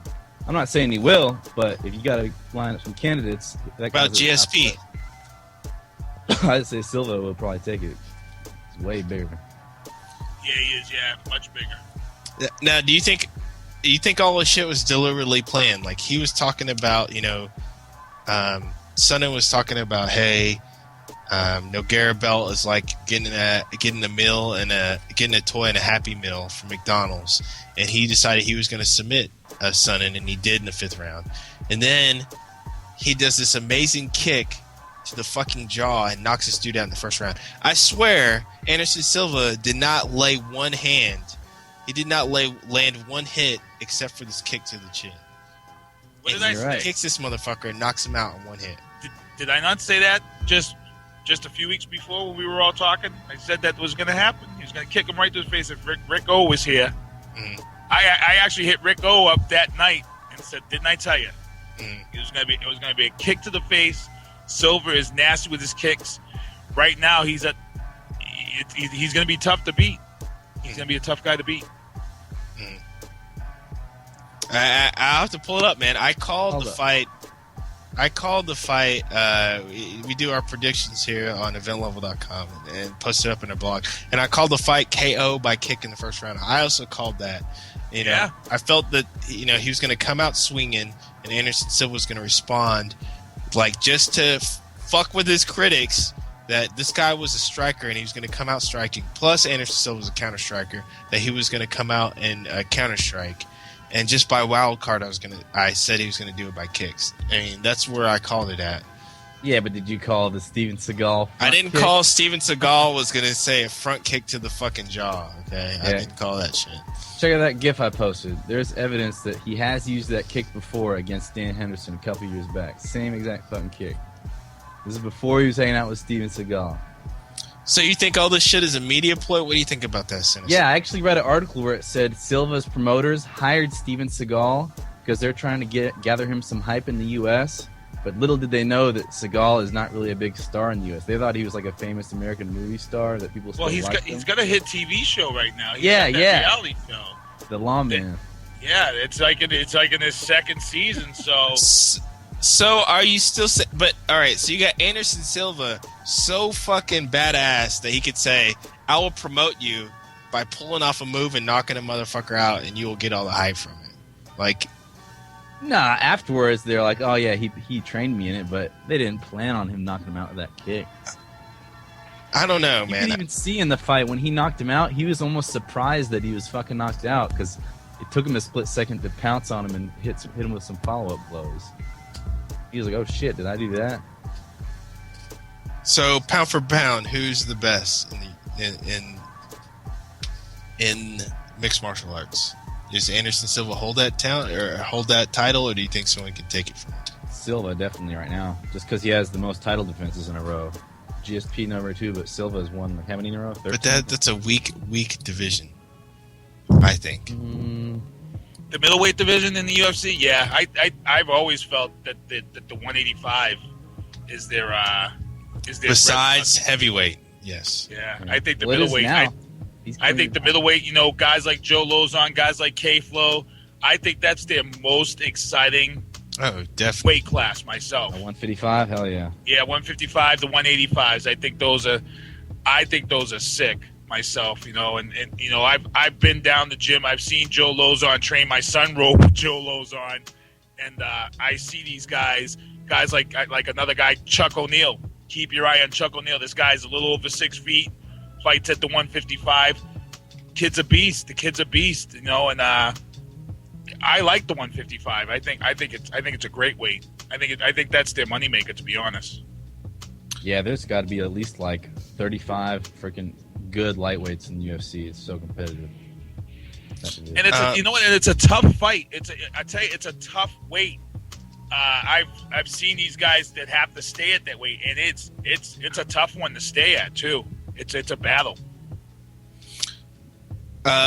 What do you think about the welterweight division? I mean, you got a big matchup coming up. BJ Penn and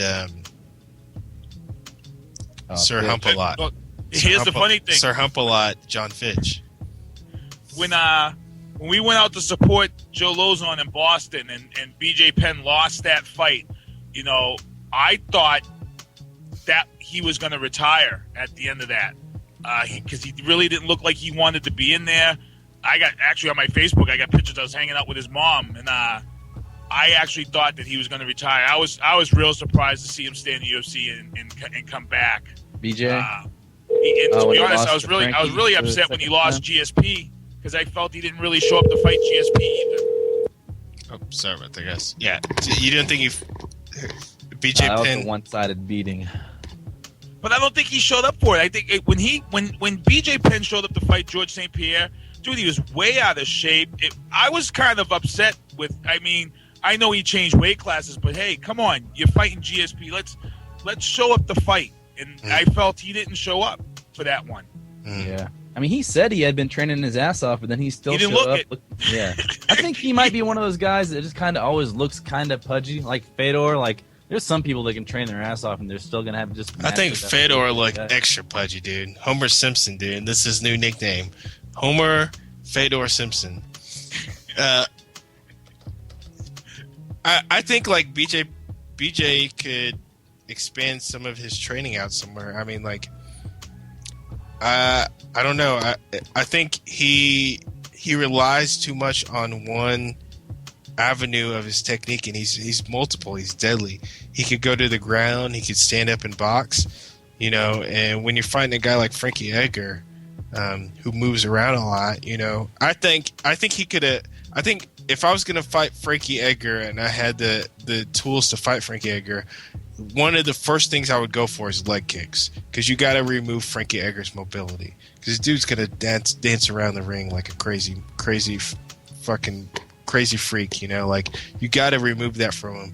And I think if BJ Penn did some more leg kicks and did something like that, but he was lost, and his corner had no strategy for him. I mean, when you saw them go back to the corner, man, you know, Frankie Edgar's corner was like, oh, blah, blah, you know, you need to do this, you know, keep this up, blah, blah, blah. And when BJ Penn went back to his corner was speechless. So, you know, you can't go back to the corner. His and strategy went out the door in the first round, because he kept saying, like, he lost the first fight, of course, decision. In the second fight, he was going in saying, I'm going to show up to fight. I think he was trying to get, like, a first-round knockout. Yeah. Like, you know, just brawl through the dude. Like, and he was confused when he didn't pull it off. Fighting spirit, like, I'm really focusing on my fighting spirit, and I'm showing up to fight, not for points. And after that first round, when he saw how fast Frankie was, you know, he realized he had a horrible game plan too late. Yeah, but that's when your cornermen come in and give you a new game plan. And I think they failed to do that, you know, and that's when you have these guys come in and they go to these other, you know, fight camps, you know, like, you know, I'm sorry, Greg Jackson has done a lot. Maybe not for Arlovsky. He didn't do a lot for that dude. But for a lot of these guys, you know, like GSP, man, he's had a very well diverse group of trainers. You know, he's able to adapt, you know, with his skill level, you know. Yeah, I don't even know who BJ Penn trains with. As far as I know, he trains out of Hawaii in his own training camp. Yeah, I know. I think now he's actually going to be. He's training with Matt Hughes now after he knocked out Matt Hughes, but which is good, because I mean, you know, I can see he may need to work on his wrestling skills, because like. But what happens in that welterweight division? You got GSP. If he wins, he's moving up permanently. He moves up and fights Anderson Silva, right? But he said if he moves up, he wants to do it permanently. He doesn't want to try to come back down because of the toll that actually takes on your body. And you don't think, and you and Sinister don't think he could take Silva? You think he'll get his ass beat? The good big man always beats the good little man. That's pretty much the rule of thumb. And Anderson Silva, he cuts down from before he trains. He walks around at like 220 something. Mm-hmm. So, I mean, Silva weighs about as much as Fedor does. 220 something. Mhm. He's a big man. Like, you don't realize it because he's so long. Kind of like John Jones. Yes. I can't wait to see the fight, though. I'm excited, though. Oh, definitely. UFC is definitely secured themselves as top dog for the mixed martial arts circuit. Yeah. I'm kind of not hyped for that Jake Shields fight. That's kind of weak, but I just pray that Jake Shields doesn't beat GSP and ruin this freaking super fight. You think Jake Shields is weak? I do think he's weak, but he is a dangerous grappler, and I could see him humping out a 5-round decision. You know, the same way he beat Dan Henderson somehow. The humper. It's funny you say that because one of the things that we hear all the time when I'll interview fighters before the end of during the night so I can do my in the ring interviews with them when I do my ring announcing. And one of the things you always hear the schools and their camps tell them, never let it get to the cards. I don't know how many times I've heard that said in a camp when I'm doing my interviews. Never let it get. I can tell you so many fights I've seen where guys have dominated. It got to the cards, and a guy maybe broke a hold or something and got the extra points, worked his way out of an armbar, and that was just enough to put him over the top with points. I'll tell you, I see what you're talking about right there. Yeah. I mean, the same way as it was in boxing, the judges just notoriously suck. I don't know if they've been paid off or they're just that dumb. But, I mean, we see people getting robbed. About every month there's a freaking horrible robbery in MMA, so. Oh, definitely. Let me just ask this real quick. We got some fights coming up. And let me ask you this. You got 128 coming up. Shogun versus Jones, which is supposed to be Shogun versus Rashad, right? Yep. Yes. What do you think about Rashad's sitting there complaining about a title shot and not taking any fights for like a year? And now he's backing out of, he got a little injury and he's backing out. I think we all see think Rashad's is a contender up there. I mean, like, get the fuck out of here, man. Like, he didn't back out. He blew his knee out. Like, he blew his knee. Fight. Yeah. But what do you think about him holding out for a year? That's what happens when you wait. As soon as you lose. Well, keep your eyes on John Jones because I've been watching this kid for a while too. I actually called one of his first fights when he moved up to pro here in New England. So he's a good fighter. He's got good solid kicks. Oh, he's so young too. Yo, he hits hard. I can tell you right now, this is a dude that you look at him, you say, yeah, okay, he can hit you, but he hits freaking hard. There's some guys out there, I'll tell you, they don't look like they could put a hurting on him, but when you see them in the ring, you see them throw their punches, and you hear it, and you could feel it. John Jones is one of them guys. He hits hard, real hard. Wow. Yeah, and he's got that same build as Anderson Silva, like that long, lean. But I mean, and he's fucking. What was his reach advantage against Bader? Like 12 inches or something like that. Freak. Yeah, I'm just afraid he might lose due to inexperience. Like, I know he's a badass, but he's only going to get, 6 weeks or a month of rest time? And I don't know. And I've always, when you talk about this welterweight division, I've always been a fan of Thiago Alves. And, actually a good friend that's also out there, John Doomsday Howard, he actually fought and just lost to Thiago Alves. But I've always liked Thiago, but he just can't seem to get over that hump. He's also like Diego Sanchez, another guy that I've liked that just can't seem to get over that hump and make it up that ladder. Yeah, he looked good against Doomsday. He actually looked pretty good in that one. And that was a good fight for Doomsday because, they threw him a bone, and he knew he had to win it to make a bigger name for himself. He actually made an impressive outing. For some reason, Dana's not showing him that much love yet. I don't know what that's all about, but like I said, they have that rule, that 3-fight rule, and his next one, he's got to definitely show and prove because he really, really needed to beat Diego Alves, and he didn't get it done. So Yeah, I've seen it. He has some sick kickboxing, Muay Thai. That guy just gets out there and. Well, him and Steve Dunn, and Steve Dunn's a guy that I would love to get on the show with you guys. Him and Steve Dunn have been going back and forth. I'll tell you, they've been going back and forth to Thailand. And I'll tell you, when these guys come back from Thailand, they're a totally different fighter, man. I'll tell you that right now. Totally different fighter. They learn a lot. They learn a lot more discipline down there. They gain a lot of respect for the sport because when you're down there in Thailand, it's a totally different atmosphere. And it's a totally different discipline. Right. Yeah, you can tell that guy's not afraid to stand in the pocket and bang. Like, his stand-up is skilled. And he's another guy that hits hard, but like I said, his knees will rock you. He has no qualms about throwing a knee at you now. So.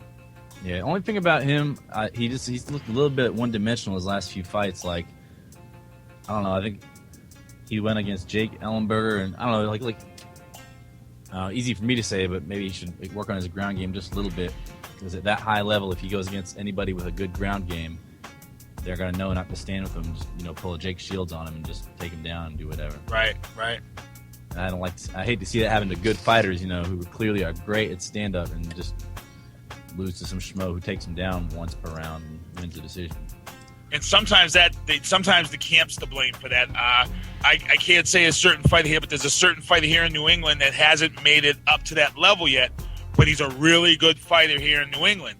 And he's with a jiu-jitsu camp who, for some reason, when I first saw this guy fight, he's a striker. His strength is a striker. They're working his ground game and trying to force him to be a ground game guy, and it's not working. I saw him in his last fight, and he lost again. And I told him, dude, you got to kind of pull away from this camp, get your ground game back as your primary, and then work in your ground game and get strong with your ground game. But don't try to make your ground game your primary if that's not your primary.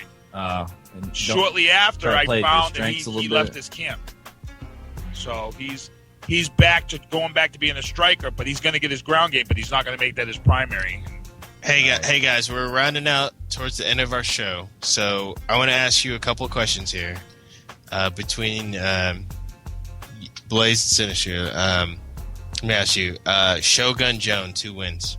Sinister. Shogun Rua against John Jones. Yeah, 128. I think that's an upset. I think John Jones takes it. Believe it or not, John Jones, I think, is actually favored, though. I know he was right when it was announced, which I thought was crazy. Really? I think I'm going to call Jones. I got to check the lines again, but when they announced it, Jones was actually let me know. That would be surprising if John Jones is the favorite. That's going to be a great fight. It's going to be an awesome fight, man. I'm so excited to see that fight. And I'll tell you right now, it is exciting because I can tell you right now, John Jones, the first pro fight I called on him, I would say was 2 years ago. So to see him get in this fight this early in his career is like, it's mind-boggling. To be honest, it's right there with Joe Lozon. Like, I remember the day that Joe Lozon worked at a fishing tackle store that's at the top of my street, and I remember the sign outside on the building saying, "Good luck, Joe." And nobody knew who he was, and then he turned the whole UFC upside down with his big upset. Let me tell you what, though. Blaze One's not sold on Joe Lozon. I am. I'm a big fan. He's a good fighter. I like him. I'm just saying I didn't pick him in that last fight because the guy he was going against was really tough. George Soteropoulos. That dude is tough. Joe Lawson's been good, but I think Blaze really One good could gas take tank Joe in the Lawson. UFC. I've seen Blaze One fight.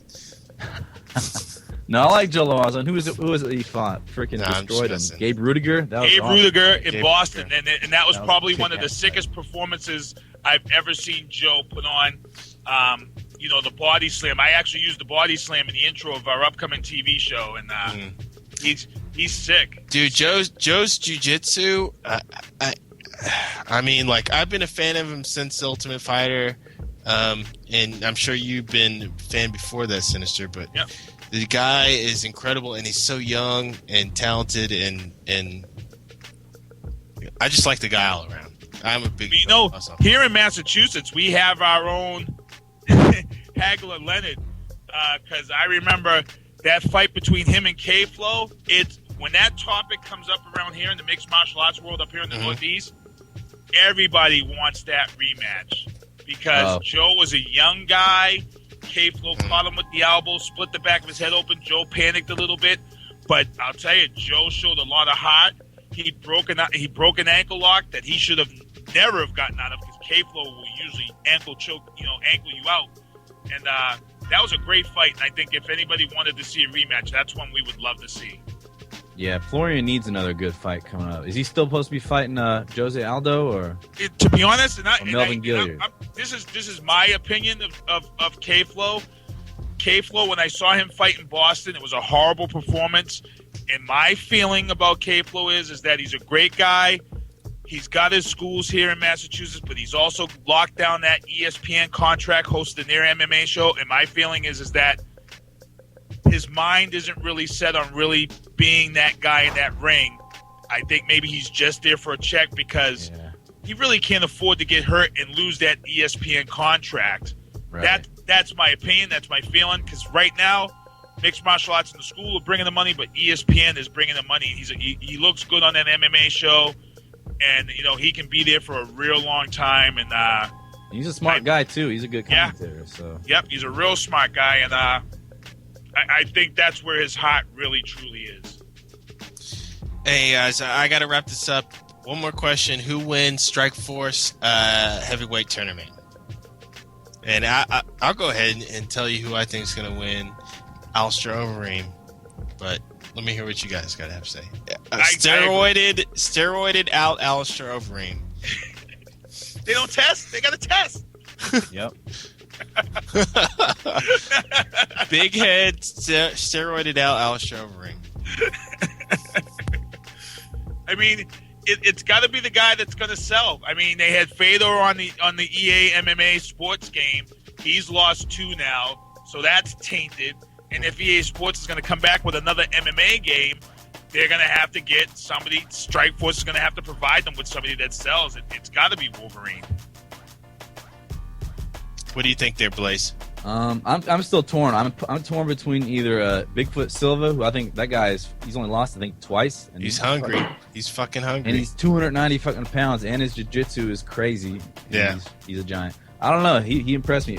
I think he might win it, or I think the dark horse is Caratono.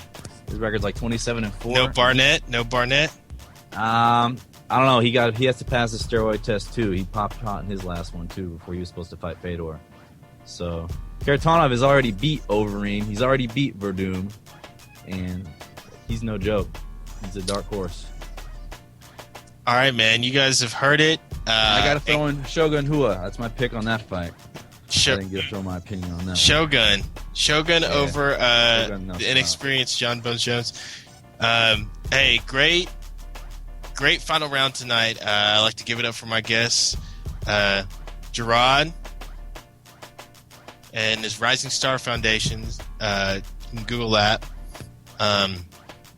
Lachey, Topaz Lachey out of Vegas. Check her out. Check her out on Twitter. DB, my boy DB and MJ coming out of Lex City strong. Sinister, you got some shout outs? No, I just want to shout out you guys for bringing me on. I'm glad I was able to make it home in time to get on after the TV show tonight. I want to shout out the franchise sports page with Joe O'Neill. Also going to shout out real quick, CFX, CageFX.com. March 12th, we're going to be having our show. And then the first time ever, April 23rd and April 30th in Boston and in Maine. I'm their ring announcer, so check out CFX. Strong. That's strong, dude. And Blaze, what's up, man? Thanks for joining us tonight. Appreciate it. Always welcome. Got some shout outs? Good to be here. Man, honestly, my shout out, this is just, I've been listening to this music track last day or so, is your Kentucky boys, Cunning Linguist. They got the first single leaked from the new record on their website, Bandcamp. Starshine Brightest featuring Rick Warren. I think it's fucking awesome. So I'm looking forward to that album when it comes out. Word. Definitely. Cunning Linguist here in Lexington, Kentucky. Right. And give a shout out to Indie Republic, all our indie artists, everybody that's been a part of the show, and all our listeners, man. I love you all. And all you sports fans out there, all you MMA fans, you know what's up. MMA is a growing sport. It's going to be top dog here. It's going to dominate, and, you know, we're here on the cusp. We're tearing it up here. Come to eventlevel.com, sign up, join our community. We're going to be giving you news articles, up-to-date news on all your favorite sports news, music, indie artist news, and all your MMA stars. And coming out here, we're going to have the hottest MMA interviews, MMA fighter interviews, MMA sports, or just sports stars interviews. Gerard from Rising Stars, man. He's got a lot of things coming, man. He's putting the work in. Gerard, get your shout-outs in there. Big shout-outs. First off, big shout-out to my son, Josiah. He turns 5 today. Big shout-out to Kendall Holt, upcoming fight March 12th in the Foxwood Casinos. He's back on his championship quest. Big shout-out to our big-time basketball out here, man. Some basketball studs that's out there. And be on the lookout for some names like Isaac Williams, Zaheem Bill, Devon Jacobs, all of that. I don't know, man. And everybody, and my man NickNewell, yo, you got me. I'm a new follower. NickNewell, man. Yeah, incredible interview, incredible guy, incredible story, man. You're gonna watch out for him. Superstar coming up. And we had an interview on eventlevel.com on the final round. So excited. A lot of things brewing. You're being a part of it. You're listening right now. Eventlevel.com. Check us out. Come to the site. You can check all the all-stars here, all the co-hosts here on eventlevel.com. Check out their Twitter, everything. Be a part of it. You know, big shout-outs, man. Big night out tonight. Very excited. Great show. Shout out to my boy Cybers on the 1s and 2s, getting it done. Man, getting it done, man. Come on, we got a new show. Check out next Wednesday. We got the Vox online. Check out eventlevel.com. Check out the main event. So till next time, till the next final round, till the next time we get it down. I'll see you then. This is Master Wills with the final round main event. Eventlevel.com.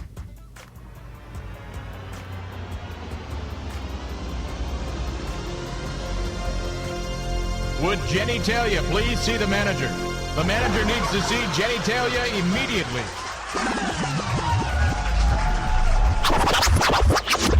EventLevel.com.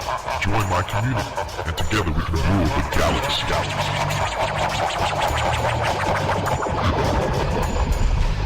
EventLevel.com. EventLevel.com. It is Master Wills, you buffoon, and the Indie Republic Network.